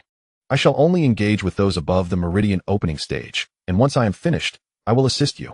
Chu Yuan nodded silently, choosing to say no more. After a brief discussion of their operational strategy, they fell into silence. After about half an hour, the 2 individuals arrived at the foot of the mountain where the forest gang was situated. They dismounted their horses and concealed them. Chu Yuan gazed at the towering mountain and inquired, My lord, what shall we do next? Should we lure them down one by one? Before he could finish his sentence, Chu Ruo interjected assertively, There is no need to lure them one at a time. We shall charge straight up. After uttering these words, she donned a black cloth to cover her face and swiftly ascended the mountain with her blade in hand. This impulsive behavior startled Chu Yuan. Goodness. Your recklessness will surely attract the attention of the other members of the forest gang. So what if it does? There are only 2 of us. Do you expect us to encircle them? She retorted. This is precisely how we shall strike. Resigned, Chu Yuan sighed deeply, observing that Chu Ruo had already ventured far ahead. He hastily covered his face with the prepared black cloth and followed closely behind. Within the forest gang, numerous members were celebrating the acquisition of several thousand taels of silver for the 6th prince. At that moment, a bloodied man rushed into their midst. Boss, something terrible has happened. Someone has attacked our forest gang, and we are surrounded by the Demon Suppression Division. What? A burly man, resembling a bear and weighing at least 500 pounds, abruptly rose, his expression darkening. Explain yourself. How could the Demon Suppression Division suddenly arrive at our forest gang? We have spent considerable silver to maintain good relations with them each year. How could I have received no word of their arrival? How many of them are there? The trembling, bloodied man stammered. There are only 2 of them. Upon hearing this, the bear-like man breathed a sigh of relief. A large-scale operation by the Demon Suppression Division could not consist of merely 2 individuals. Realizing this, the boss's expression turned grim as he coldly regarded the bloodied man. Are you jesting with me? How could 2 people possibly surround our forest gang? Have 2 mere individuals instilled such terror in you? Boss, those 2 possess extraordinary skills. They cut down our brothers as if they were mere vegetables. Just as the words left his lips, a figure suddenly burst through the door of their chamber. The figure left a long trail of blood on the ground as it slid to a stop at the boss's feet. Looking down, the boss recognized Wang Shanlin, the chief, wore a gloomy expression as he cast a glance at Chu Yuan, failing to perceive any fluctuation of true energy within him. He then turned his gaze to another individual. Upon recognizing Chu Ro's cultivation level, a sinister smile crept across his face. The Demon Suppression Division has sent you 2 fools to confront me? One without any cultivation and another at the transcendent stage. Do you believe such meager strength can subdue my Shanlin gang? Wang Shanlin bellowed, revealing his true cultivation level, the innate stage. Chu Ro's demeanor turned grave as she regarded the chief with newfound seriousness. A task that seemed effortlessly achievable had now escalated in difficulty manifold. Her voice, upon utterance, caught the attention of the surrounding bandits, their eyes gleaming with an unrestrained eagerness, akin to boars in heat, as they fixated on her. Chief, this is a woman, and a strikingly beautiful one at that. Haha. It has been ages since we indulged. Once you display your prowess and capture her, let the brothers savor this delicacy. Chief, may I be the first? One bandit exclaimed, his gaze lingering on her curves. We haven't encountered such a rare gem in quite some time. The crude remarks from the bandits caused a flush to rise on Chu Ro's face. Despite her numerous deeds for the crown princess, including taking many lives, this was her first encounter with such lewd bandits. The chief laughed heartily. Very well. Once I have captured this one, you may have your turn, and the rest shall follow behind. Witnessing their utter disregard for her, Chu Ro's anger finally ignited. You pig-headed fool are mine. You others, dispatch the rest quickly, so we can deal with this brute together. With her command given, she dashed forward, her nimble figure weaving through the throng of bandits, heading straight for the colossal figure of the chief. Boom. As they drew near, they clashed violently. The collision of their palms unleashed a terrifying wave of energy that rippled through the surroundings. Many bandits struggled to maintain their footing, being sent flying by the force, their internal organs injured, blood spilling from their mouths. Who would have thought the Demon Suppression Division harbored such talent? Alas, today you shall remain with my Shanlin gang, serving as a vessel for my brothers. Wang Shanlin stomped his foot with force, his 500-pound frame erupting with fearsome power, sending Chu Ro hurtling away. The battleground shifted dramatically. At this juncture, the remaining bandits rose to their feet, unable to interfere with the chief's duel. However, they deemed the seemingly frail man a suitable target. Chu Yuan, observing the bandits' scrutinizing gazes, sighed helplessly. It appeared he was underestimated. If that was the case, it would be best to swiftly resolve this situation, as Chu Ro would not withstand the brute for long. Upon concluding his words, Chu Yuan's gaze abruptly sharpened, and his previously undisturbed body erupted with a terrifying surge of true energy. The formidable aura radiated outward, enveloping the surroundings in a searing heat wave that struck against them like flames, inflicting a stinging burn upon their skin. This is bad. He has concealed his cultivation. This individual is also a transformation realm warrior. Run. Goodness. Are the people of the Demon Suppression Division this cautious nowadays? To deceive us mere trifles by hiding their true strength. As Chu Yuan observed the others' attempts to flee, he moved like a specter, weaving effortlessly among them. First form of the wind godleg, capturing the wind and shadow. Second form, resilient grass amidst the wind, torrential rain and gales. Thunderous speed. Chu Yuan's legs resembled a colossal axe. With a single kick, he cleaved a person in half, and with another, he shattered another into 5 pieces. The entire gang's hall had transformed into a veritable hell on earth, littered with dismembered limbs. Goodness, this man is a demon. We must flee. This demon suppressor is utterly ruthless. He must be of the demonic path. My lord, I beseech you, spare my life. The remaining bandits, regardless of whether they pleaded for mercy or abandoned their resistance, were met with Chu Yuan's unhesitating wrath as he dispatched them without a second thought. These individuals were of the 6th Prince's faction, and he was still undercover beneath the 6th Prince's command. If he allowed anyone to escape, he would be digging his own grave. Chu Yuan swiftly dealt with the remaining foes and then hurried toward Chu Ro. Meanwhile, Chu Ro bore several conspicuous wounds on her body, her black battle attire torn in 2 places, revealing ample skin. It must be said, her figure was quite commendable, an exquisite form that was difficult to grasp with a single hand. Moreover, her years of martial training had endowed her with a remarkably firm physique. Chu Yuan cast a fleeting glance before diverting his gaze, fixing his attention on the hefty leader weighing 500 pounds. Wang Shanlin, observing the bloodied Chu Yuan, furrowed his brow. The commotion within the gang's hall had ceased. Clearly, all his men had perished at Chu Yuan's hands. With a cold smirk, he remarked, "I never expected to be so blind as to misjudge you. Your cultivation must be in the transformation realm, am I right?" Chu Yuan replied, "Whether I possess the transformation realm or not, why not come over and find out?" "Very well, I shall crush you first," Wang Shanlin declared, and in an instant, he vanished from sight. His speed was astonishing, and in the blink of an eye, he stood before Chu Yuan. The swiftness of this 500-pound man astonished Chu Yuan.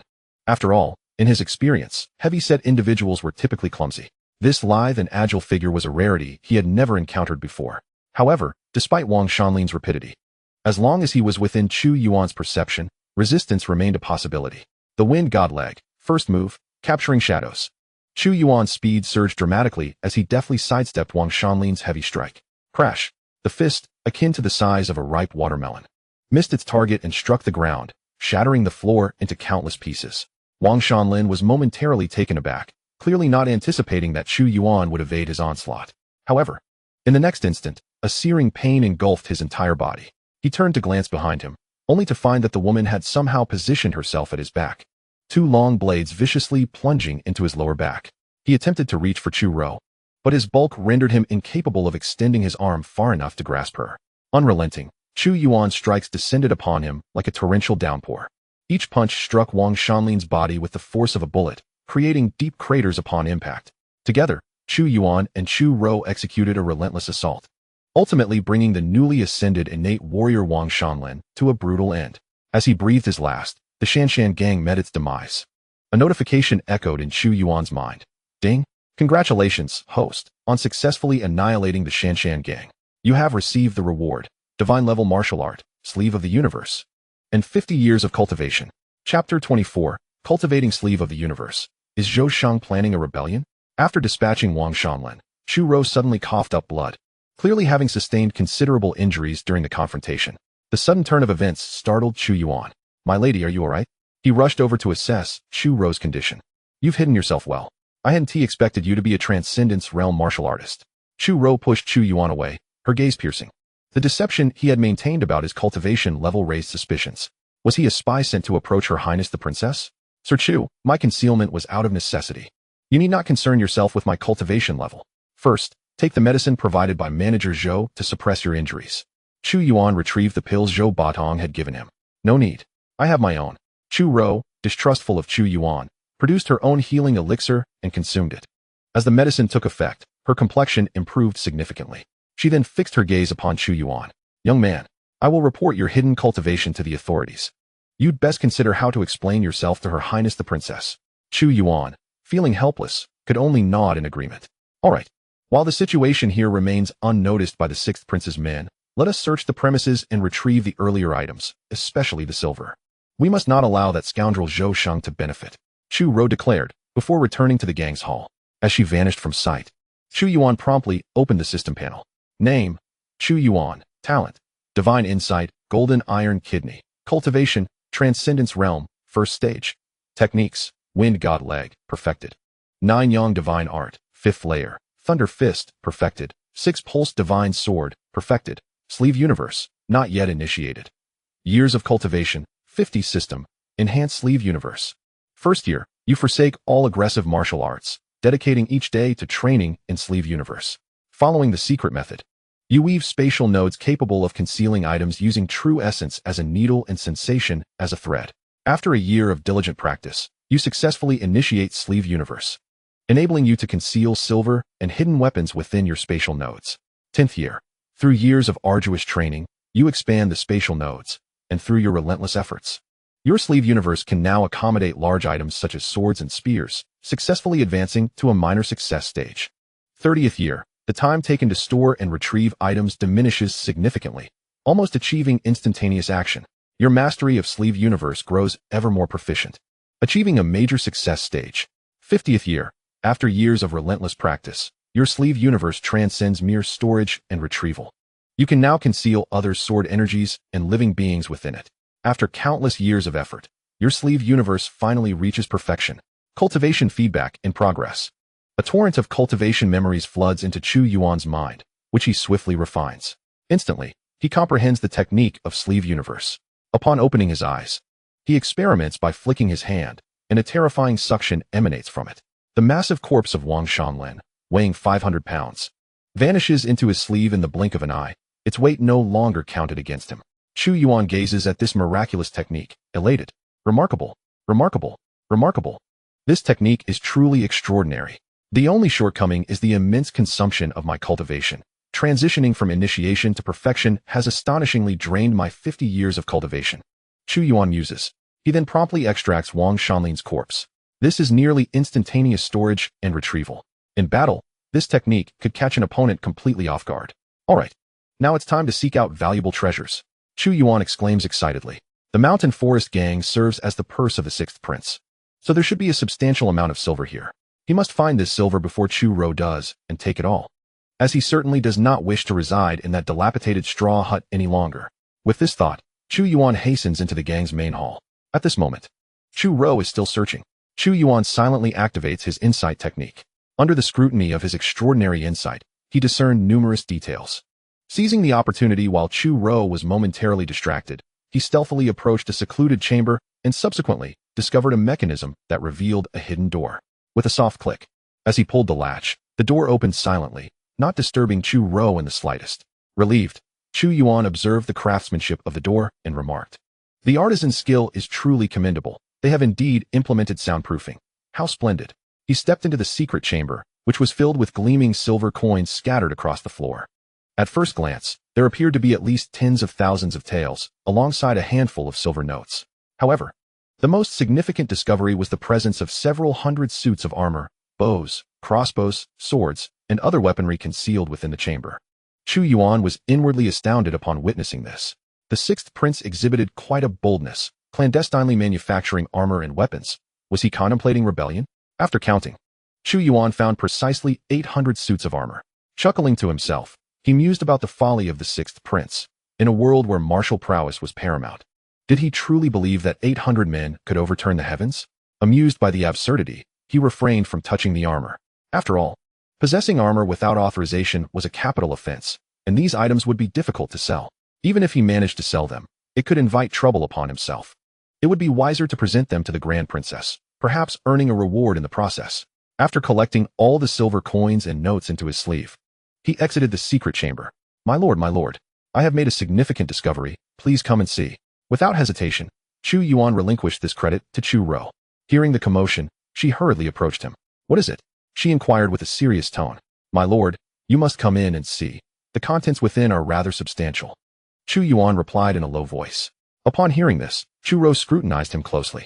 Her wariness was palpable, especially since Chu Yuan had previously deceived her by concealing his cultivation level, leading her to suspect that he might be a threat.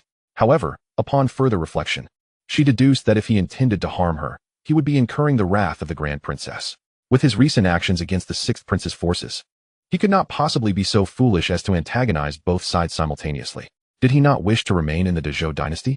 Such thoughts eased her suspicions, and she decided to lower her guard. Resolutely, she strode into the secret chamber. As they ventured deeper, upon witnessing the 800 suits of armor, her pupils constricted sharply. Gritting her teeth, she exclaimed in shock, "That wretch Zhou Shang, does he intend to rebel?" Chapter 25. The Grand Princess's Mysterious Ailment. Chu Ro realized the gravity of the situation. She produced a yellow pouch adorned with an embroidered bagua pattern. As Chu Yuan observed Chu Ro unearthing a mysterious bag, he was taken aback when, in the next instant, she opened it, and all 800 sets of armor were effortlessly drawn into it. A wave of astonishment washed over him. "Is this a storage bag?" After tidying up the items, Chu Ro remarked with a nonchalant demeanor, "Young man, do not speak of today's events to anyone, lest you invite peril upon yourself." Turning around, she noticed the astonished expression etched across Chu Yuan's face. "Ah, surprised, are we?" she teased. Chu Yuan swallowed hard and inquired, "My lady, what is that?" "A storage bag," she replied.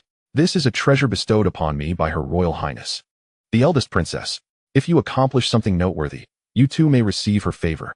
Upon hearing this, Chu Yuan's eyes widened in disbelief. A storage bag? Is it akin to those magical items described in novels, used by celestial beings to store treasures? Do such beings truly exist? Chu Ro nodded, somewhat taken aback by his astonishment, and explained, indeed. This is not a matter of great surprise. The eldest princess's mentor is a sword immortal, a being of the terrestrial, immortal realm. The notion of such a formidable master behind the eldest princess was beyond Chu Yuan's imagination. Yet, if she possessed such a powerful figure as her mentor, why would she choose to enter the prison? What secretive conspiracy could lie beneath this? Chu Yuan pondered the motives of Zhou Ziyan in her actions. Enough of such thoughts. Those individuals are beyond our reach. We must depart swiftly, urged Chu Ro. According to my recollections, the sixth prince's men come here every night. If we linger too long, we may draw their attention. Chu Yuan nodded in agreement, promptly following Chu Ro as they hastily exited the hidden chamber and left the mountain gang behind. Night soon enveloped the land. The sixth prince had dispatched a representative, Ziyan, the manager of Zhuai Lu, who frequented this place to collect funds. However, today, as she arrived at the foot of the mountain, her expression changed abruptly. Why is there such a heavy scent of blood? Have those ruffians been tormenting women again? Ziyan's countenance darkened. Each time she came to collect money, the bandits would host debaucherous gatherings. She found it exceedingly distasteful, as her own appearance attracted unwanted attention, making her feel thoroughly uncomfortable. Ziyan hastened to the summit, eager to retrieve the silver and escape this dreadful place. Yet, along the way, she encountered not a single member of the mountain gang, intensifying her sense of foreboding. Something is not right. Upon reaching the peak, a horrifying sight met her eyes, bodies strewn across the ground. The mountain gang had been slaughtered. Realizing the gravity of the situation, she rushed into the gang's hall, heading directly for the hidden chamber. It must not be in jeopardy. It absolutely must not. Ziyan fervently prayed within her heart. If the secret of the sixth prince were to be uncovered, he would become nothing more than a puppet, controlled by others. She could not bear the thought of the man she cherished being reduced to a mere plaything in someone else's hands. However, upon entering the dim chamber, Ziyan's heart sank completely. It was over. All of His Highness's armor and weapons were missing, and the silver had been entirely emptied as well. Who could be responsible for this? Ziyan's expression darkened. She understood the urgency of the situation and needed to return swiftly to the imperial city to report to the sixth prince. With that thought in mind, she hurriedly departed from the mountain forest and made her way back to the imperial city. Meanwhile, in the Baixiang pavilion, Chu Yuan and Chu Ro returned through a hidden passage from another tavern. They reported their mission to Zhou Batong. Manager Zhou, the task is complete. I wonder if there is a reward for this young man. Chu Yuan inquired with a smile. The Grand Princess was known for her generosity. Having accomplished such a significant task and uncovered substantial information, he anticipated a considerable reward. Youth, this is your reward, Manager Zhou said without hesitation, presenting him with 10 taels of silver. Seeing this, Chu Yuan grinned. Indeed, following the Grand Princess was the right choice. Although he might not attain great wealth, at the very least, he would not starve. Thank you, Your Highness, for your generosity, and thank you, Manager Zhou, he expressed gratefully. However, before he could grasp the silver, Manager Zhou intercepted him. Wait a moment. You previously dined at my expense, so consider this reward as payment for your meals. Manager Zhou swiftly reclaimed the 10 taels. Chu Yuan was taken aback. He hadn't even touched the silver, and it was taken back just like that? Do not be upset, young man. There will be many more opportunities for such benefits, provided you continue to serve the Grand Princess. Manager Zhou said, then instructed, now? Go report the situation to the Grand Princess in the dungeon. With that, he led Chu Ro into the secret chamber, leaving Chu Yuan outside. Observing the situation, Chu Yuan sighed in resignation. Clearly, he had yet to earn their trust. Even for such trivial matters, they needed to avoid him. He shook his head, unperturbed, and turned to leave Baixiang Pavilion, making his way back to the dungeon. Deep within the dungeon, Chu Yuan knelt respectfully before Zhou Ziyan. The Grand Princess now seemed like a different person, exuding a chilling aura as she languidly reclined on the bed, gazing at Chu Yuan. Oh, I did not expect my nephew to possess such audacity, daring to forge weapons in secret, and even producing 800 of them. How intriguing. Does he intend to change the world with 800 men? Zhou Ziyan remarked indifferently. She could hardly believe that such thoughts belonged to her inept nephew. Yet, she held no interest in discerning Zhou Shang's true intentions. At that moment, her gaze, tinged with avarice, was fixed upon Chu Yuan. Ah, young Chu Yuan. How I adore the pure and radiant essence within you. Come closer, allow me to savor it. The princess had seemingly transformed.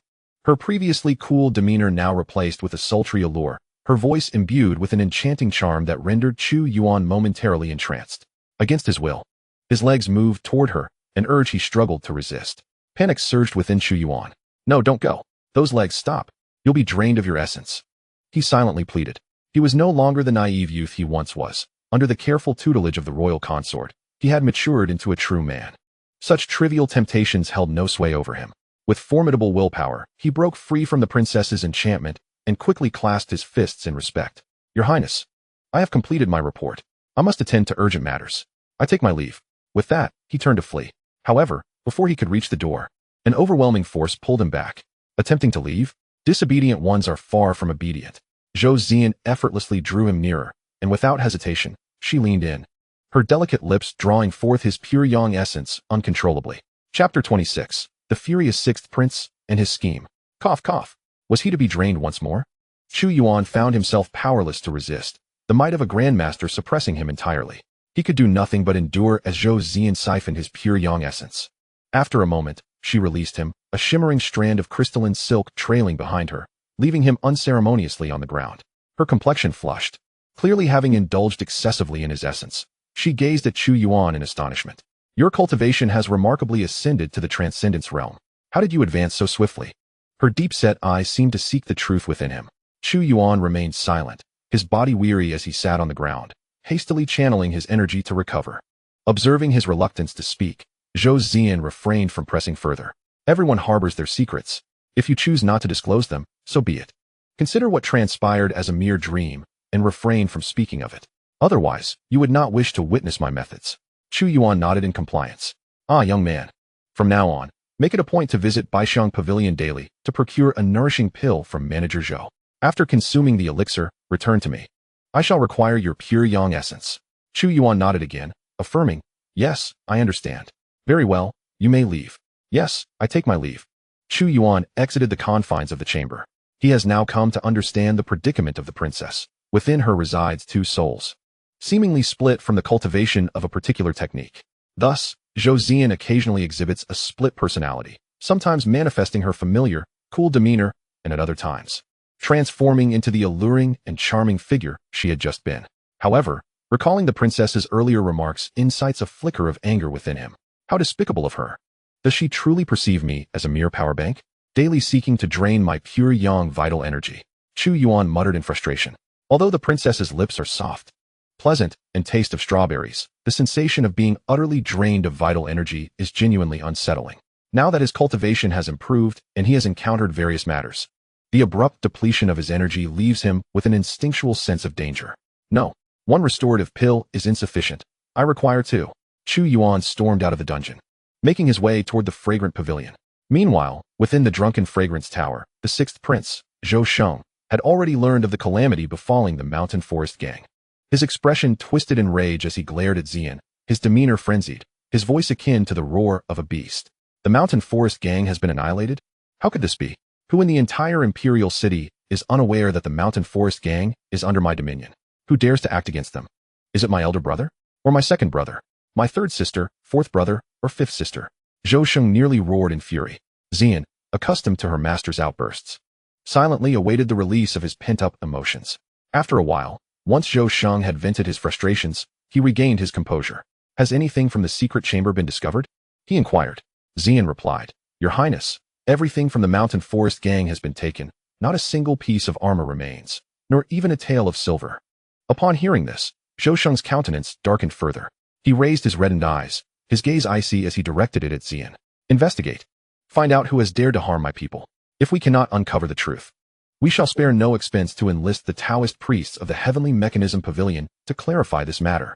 At the mention of seeking assistance from the martial world's Heavenly Mechanism Pavilion, Zian's previously impassive expression finally shifted. She hastily remarked, Your Highness, engaging the Heavenly Mechanism Pavilion involves your reputation and the royal family. The costs could be exorbitant, with the funds from the mountain forest gang now seized. I wonder if Your Highness can allocate some of your private treasury to cover the expenses? Zhou Sheng frowned, a displeased expression crossing his face. Why should I resort to my private treasury for such a paltry sum? That money is meant for significant endeavors and must remain untouched. If funds are lacking, your drunken fragrance tower earns a considerable amount daily. It should suffice. If absolutely necessary, you can pledge the drunken fragrance tower. Surely someone will pay for it. Then we will have the means to invite the Taoist priests from the Heavenly Mechanism Pavilion. Xian looked at Zhou Sheng in astonishment. She steeled herself and said, "Your Highness, the Zuexiang Lu is the only legacy left to me by Xian's parents. It cannot be used as collateral." Zhou Sheng was exceedingly angered. "What? You are now under my protection as a prince, and yet you are unwilling to sacrifice even a small thing for me. It is merely a Zuexiang Lu. Once I ascend to my rightful position, I shall undoubtedly return it to you. Furthermore, Xian, do not forget that the thriving business of Zuexiang Lu is due to my presence here. You ought to be grateful." At this moment, Xian was at a loss for words. While it was true that the establishment was prospering, it was certainly not because of the sixth prince's presence. Most patrons were oblivious to the connection between him and Zuexiang Lu, save for his siblings and the high-ranking officials. The bustling trade here stemmed solely from the beauty of the young women and the quality of the cuisine. As for the profits, she was required to surrender 90% of the daily earnings, after deducting various costs, to the sixth prince as a show of loyalty. Where would she find any money? Observing Zhou Sheng's increasingly dark expression, Xian clenched her teeth and ultimately acquiesced. "Very well, Your Highness. I shall attend to this matter immediately. I promise to find a buyer within 3 days and secure the funds to enlist the Taoist from Tianji Pavilion." Upon hearing this, Zhou Sheng finally revealed a satisfied smile. "Xian, if you serve me well, once I take my place, I shall promise you the position of Imperial Noble Consort, allowing you to clear your father's name." Hearing these words, Xian's eyes sparkled. This position was second only to that of the Empress within the Imperial harem.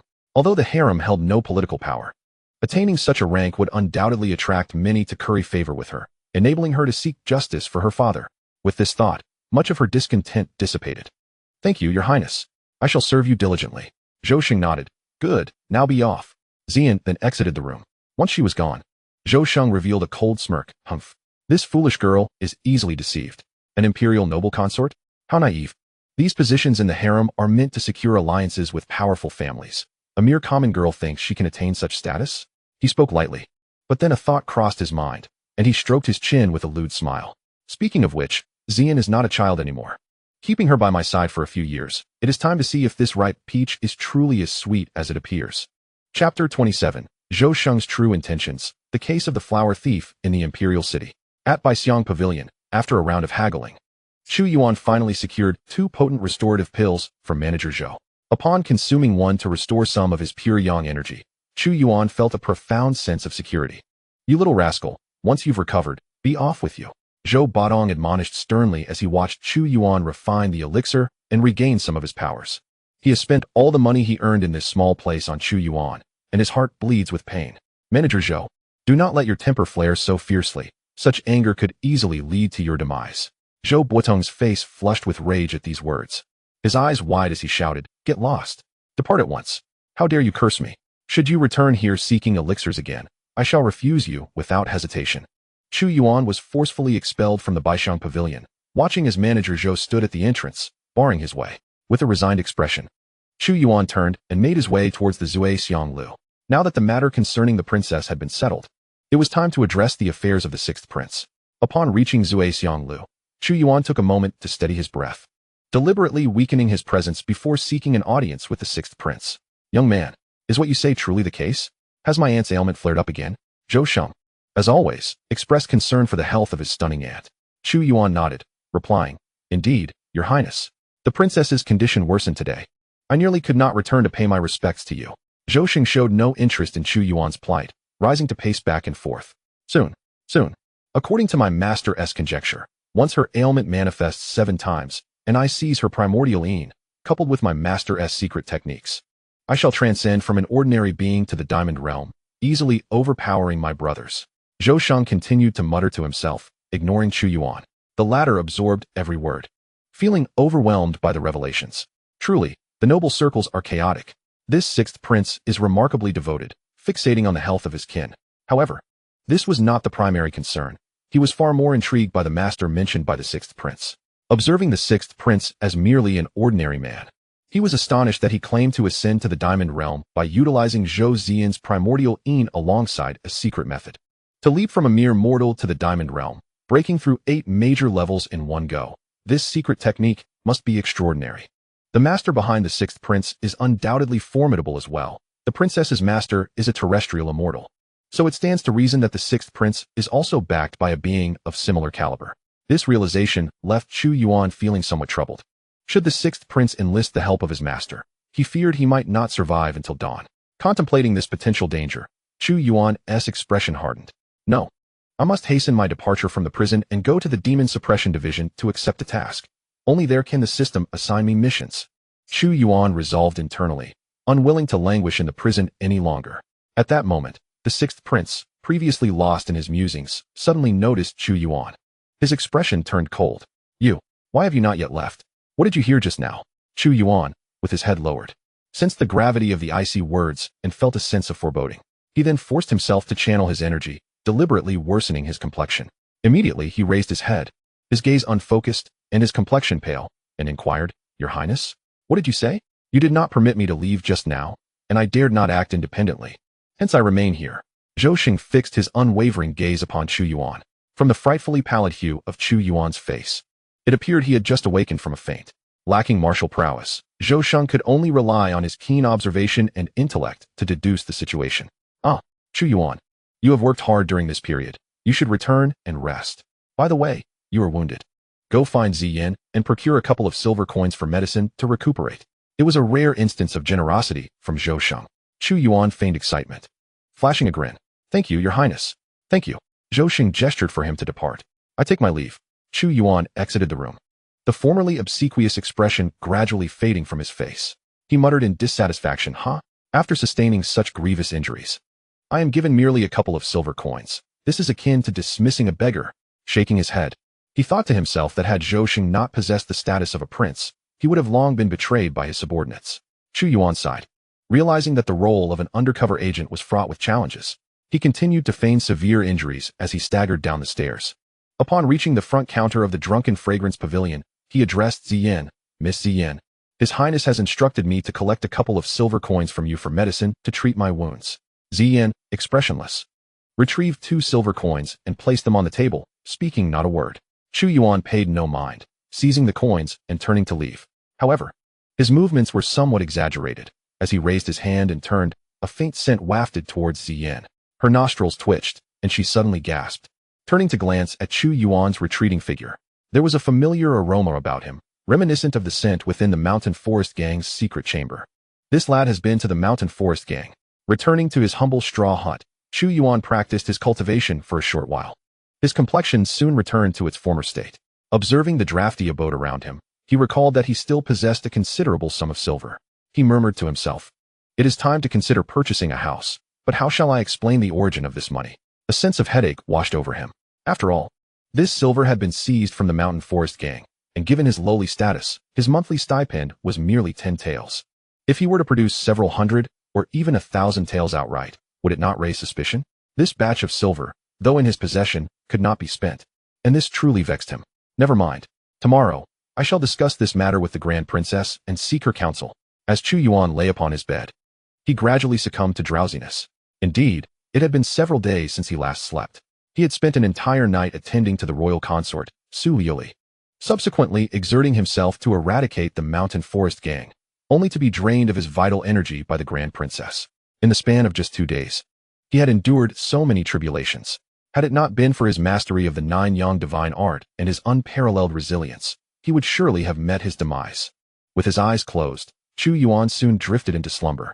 The following morning, he awoke swiftly, feeling refreshed after a brief ablution, and began a day of arduous labor. However, upon arriving at the prison, he was greeted by the unexpected presence of a familiar face. Lord Zhao, what brings you to the prison? Chu Yuan inquired with curiosity. Previously, the matter concerning Zhao family village had concluded rather abruptly following the suicides of several captured individuals due to external pressures. Could it be that new leads had emerged? The individual before him was none other than Zhao He, the last survivor of Zhao family village. With a gentle smile, he replied, I have come specifically to seek your assistance. During our last encounter at Zhao family village, I was impressed by your remarkable agility and speed. Recently, our Demon Suppression Division has encountered a particularly vexing case involving a notorious thief who has been committing crimes within the Imperial City. His swiftness is unmatched, and our available enforcers are unable to apprehend him. Thus, I thought of you and came to request your aid. Chapter 28, The Fragrant Pavilion, a reunion with Su Yuli. Ding. Mission assigned. Assist the Demon Suppression Division in capturing the thief, Jiang Xuanhuan. Reward, Divine Artifact, the Great Xia Dragon Sparrow. Finally, a weapon reward. Upon witnessing the reward bestowed upon him, Chu Yuan felt a surge of joy. After completing numerous tasks that yielded only techniques, he was elated to finally receive a weapon as a reward. Chu Yuan replied, "Since this is a personal request from you, Lord Zhao, I shall gladly comply." Zhao he responded, "No need for such formalities, my friend. If you don't mind, from now on, you may call me Brother Zhao, and I shall refer to you as Brother Chu." "Brother Zhao," Chu Yuan called out cheerfully. It was indeed a fortunate circumstance to have an elder brother figure, as it would provide him with protection once he joined the Demon Suppression Division. "Very well, Brother Chu. I have already spoken with Shun Fei regarding your assistance. Please attend to your matters first, then come to the Demon Suppression Division to discuss our plan for capturing the thief." Chu Yuan nodded and bid farewell to Zhao He before making his way deeper into the prison. "Your humble servant, Chu Yuan, pays his respects to Her Highness, the Grand Princess." Chu Yuan greeted with his customary reverence. "Enter," came the voice, which brought him relief. It was the Grand Princess in her usual state, not the warped version that sought to drain his pure yang energy. Easing his guard, he stepped inside. "Speak. What news have you gleaned from my esteemed nephew?" After organizing his thoughts about the information he had gathered the previous day, Chu Yuan spoke. "Your Highness, I heard some news regarding you from the Sixth Prince yesterday." He proceeded to relay the essence of what Zhou Sheng had conveyed the day before. "As I beheld the increasingly stormy countenance of the enchanting Zhou Zian, it seemed as though her expression could drip with water. She spoke in a low voice, revealing the origins of her physical condition. What a fine son you have raised. Zhou Sheng, you wretched beast. And you, Gun Immortal, you old scoundrel, dare to conspire against me." Chu Yuan, with his head bowed, feigned ignorance to her words. After she had vented her fury, Zhou Zian instructed Chu Yuan to fetch pen and paper to compose a letter. Once completed, she sealed it and handed it to him. "Take this letter to Manager Zhou. He will know what to do." "Yes, I shall attend to it at once," Chu Yuan replied, receiving the letter and preparing to depart when Zhou Zian's voice echoed once more. "Oh, when you come this evening, do remember to bring the Great Rejuvenation Pill. I have no desire to drain your pure yang true energy all at once." At her words, Chu Yuan's expression faltered for the first time. "Your Highness, I have pressing matters to attend to tonight. There is a flower thief in the Imperial City, and the Demon Suppression Department has requested my assistance." Upon hearing this, the Long Princess furrowed her delicate brows. So sudden? Observing her demeanor, Chu Yuan thought he might escape this predicament. However, the previously composed Zhou Zian, radiating an air of icy elegance, suddenly transformed into a captivating figure. In the next moment, a powerful force emanated from her palm, drawing Chu Yuan towards her. "Since you cannot come tonight, then let us have your pure yang true energy now." Chu Yuan found himself unable to resist, his mouth silenced. The pure yang true energy within him was swiftly depleting. This time, the Long Princess grew bolder, her fragrant tongue teasing him provocatively. Chu Yuan's eyes widened in astonishment. What a seductress! How audacious she has become, openly tantalizing me as if I am helpless to resist. Indeed, Chu Yuan was powerless against the Long Princess, a master of profound cultivation, and could only watch as his pure yang true energy was entirely consumed. After what felt like an eternity, he was unceremoniously ejected from the chamber, weakened and propped against the wall for support. "You scoundrel!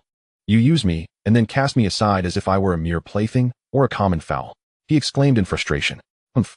Continue to tease me, and once my cultivation rises, I shall turn the tables." With unsteady steps, Chu Yuan staggered out of the prison. He made his way to the fragrant pavilion, where he presented the letter prepared by the Long Princess to Zhou Batong. "Manager Zhou, this letter is from Her Highness the Long Princess." Zhou Batong's expression shifted dramatically upon seeing the envelope.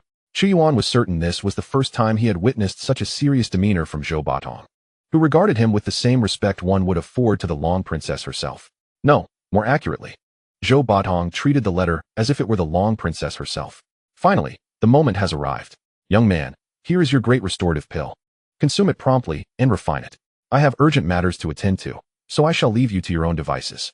If there is anything you wish to eat, feel free to inform the waiter." Chu Yuan's eyes sparkled with delight. The innkeeper, usually so miserly, had shown a surprising generosity today. It seemed the status of the Grand Princess held substantial weight in their hearts. Since the innkeeper was being so accommodating, Chu Yuan felt no need to be modest himself.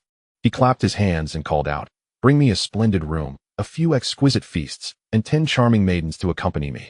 With that, he ascended the stairs with practiced ease. However, just as he was about to enter his chamber, a familiar figure approached him. "Chu Yuan, what did you just say you wanted?" Upon hearing the voice, Chu Yuan turned to see a lady clad in a fitted azure gown, her face partially veiled. If judged solely by her appearance, he would not have recognized her, but those enchanting eyes glimmering like spring water were unmistakable. Was this not Su Liuli, the fiancée of the sixth prince? What brought her here? Chu Yuan glanced around cautiously, aware that someone of Su Liuli's status would undoubtedly have attendants following her after previous incidents. He needed to proceed with care. His current strength was insufficient to openly defy the sixth prince. Yet, he need not worry. He had already evaded them, and he was alone here. Just then, the 10 maidens he had summoned arrived in a lively procession, donning sheer fabrics that hinted at their porcelain skin, their alluring fragrance wafting toward him. Young master, why do you linger at the entrance? Come in quickly, and let us serve you well. Su Liuli cast a sidelong glance at the group of maidens, a hint of coldness flickering in her eyes. She then turned back to fixate on Chu Yuan, her gaze piercing and intense, as though she wished to devour him whole. Chu Yuan hastily waved his hand, saying, I require none of you. Go and entertain others. With that, he opened the door and pulled Su Liuli inside. The maidens, rejected publicly, wore displeased expressions as they departed. Humph, a mere child, ignorant of women's worth, preferring those voluptuous figures. What is appealing about such ample women? If one must choose, it should be those of us who are slender. They grumbled as they left. Inside the room, a mixture of nervousness and exhilaration washed over Chu Yuan as he inquired, Princess consort, what brings you here? Su Liuli pouted playfully, replying, Is it not because of you? Last time, after our encounter, I lost my primordial essence, and the matter of my lost purity nearly came to light. Chu Yuan was left speechless. How could this be his fault? He had merely been a passive participant.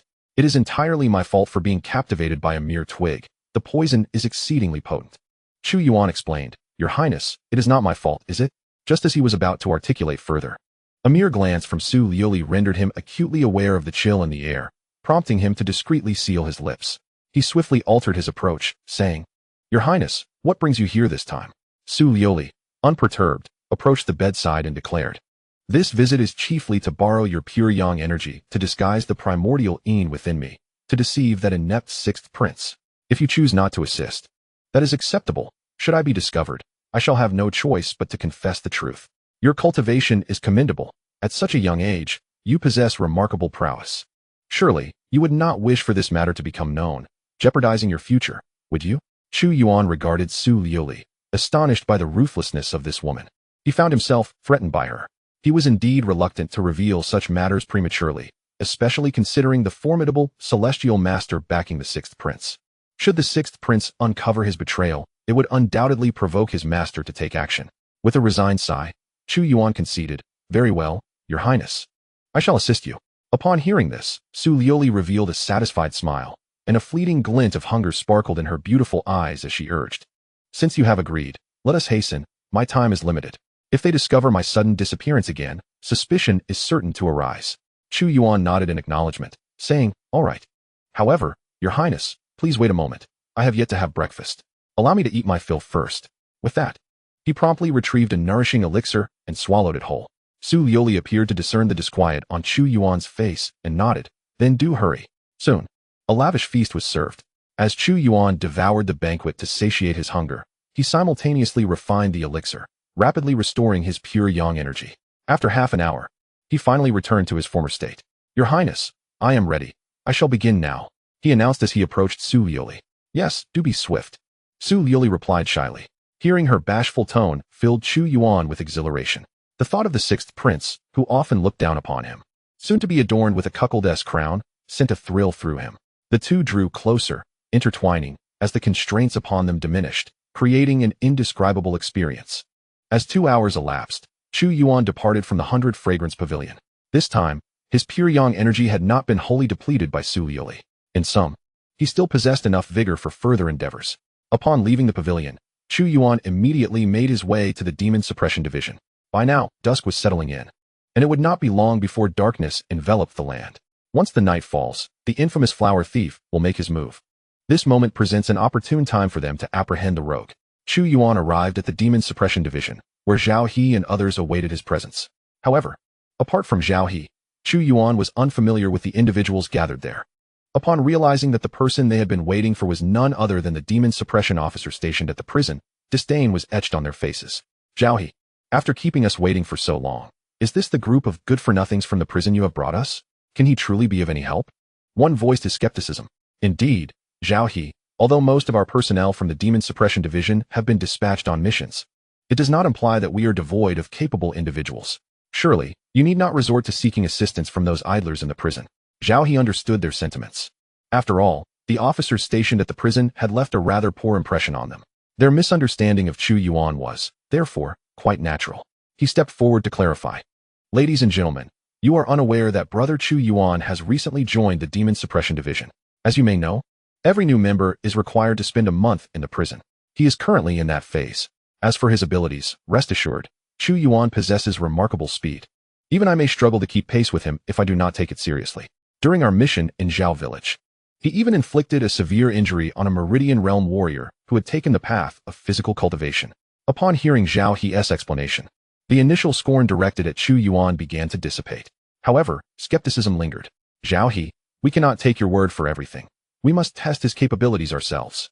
A burly man called out to Chu Yuan, Kid, Zhao He claims you are fast. Let us see you prove it. Chu Yuan sighed. Realizing the necessity of showcasing his prowess in a world where martial strength commanded respect, he cupped his hands and addressed the assembly, Esteemed sirs. Since you wish to witness my abilities, I shall oblige.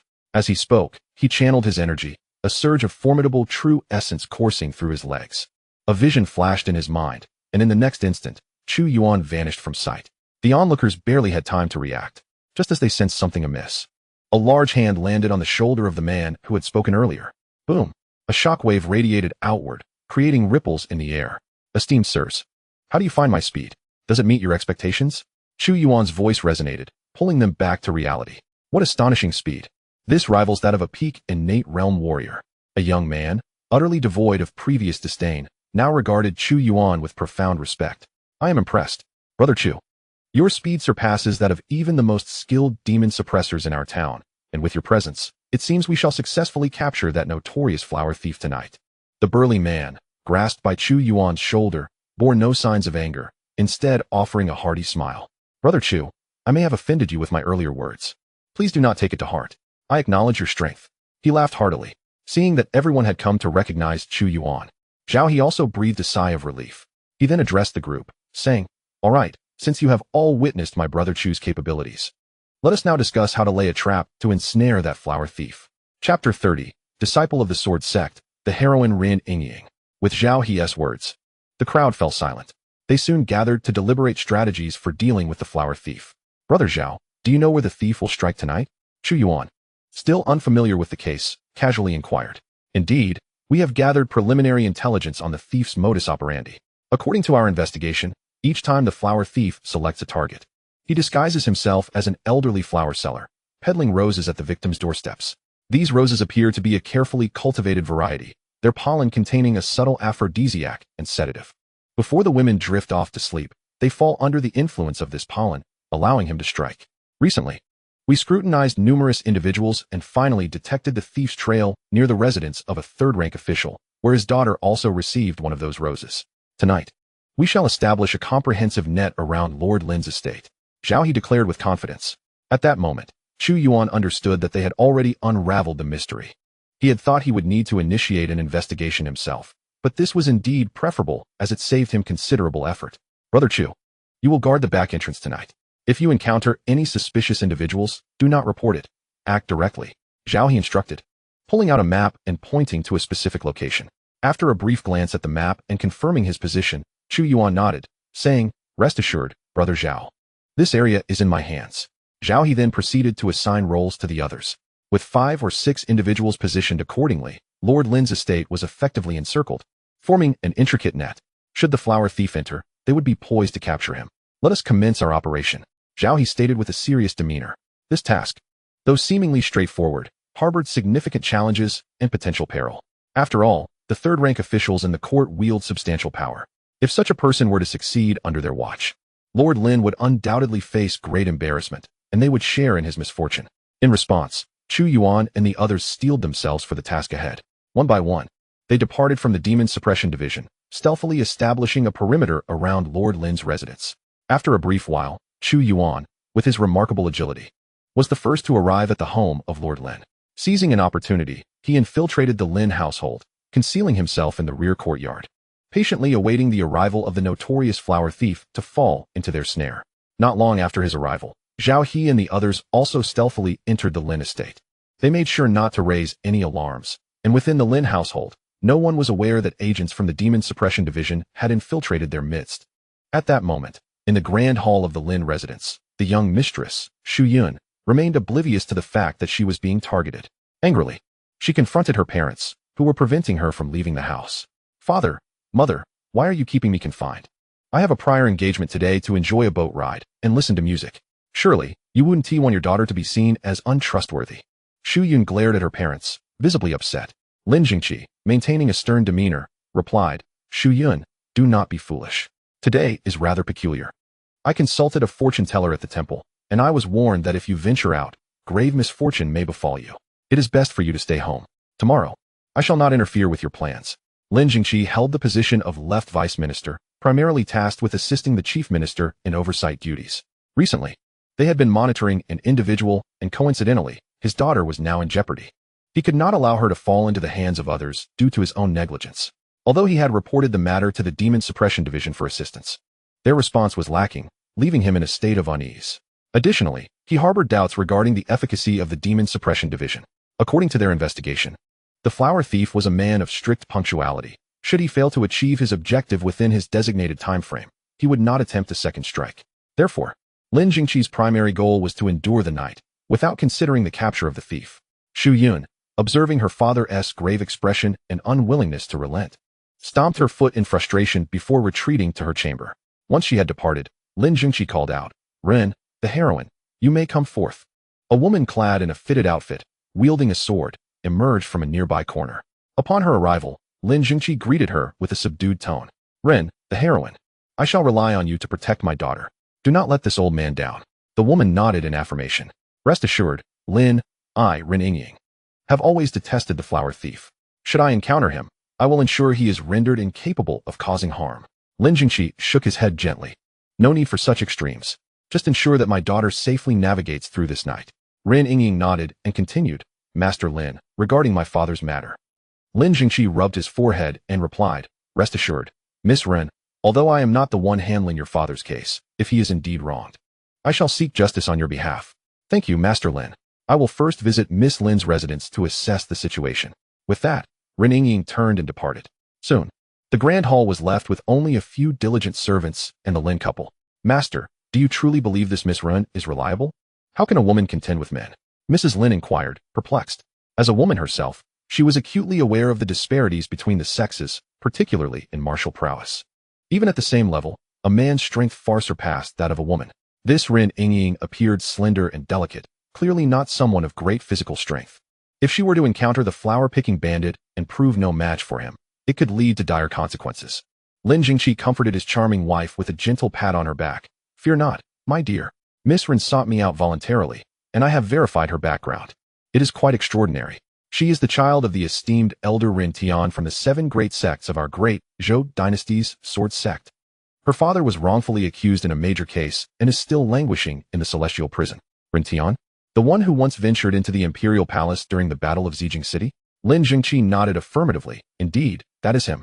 Now, my dear, you must acknowledge the capabilities of this young lady. With her presence, not only shall we apprehend the flower-picking bandit, but we shall surely endure through the night." Upon hearing this, Mrs. Lin felt reassured and nodded repeatedly. "If she is truly the child of that man, then I shall rest easy. Miss Ren may prove far more capable than the inept officials of the Demon Suppression Division." Unbeknownst to the Lin family, their every action and word was being closely observed and heard by those lurking nearby from the Demon Suppression Division.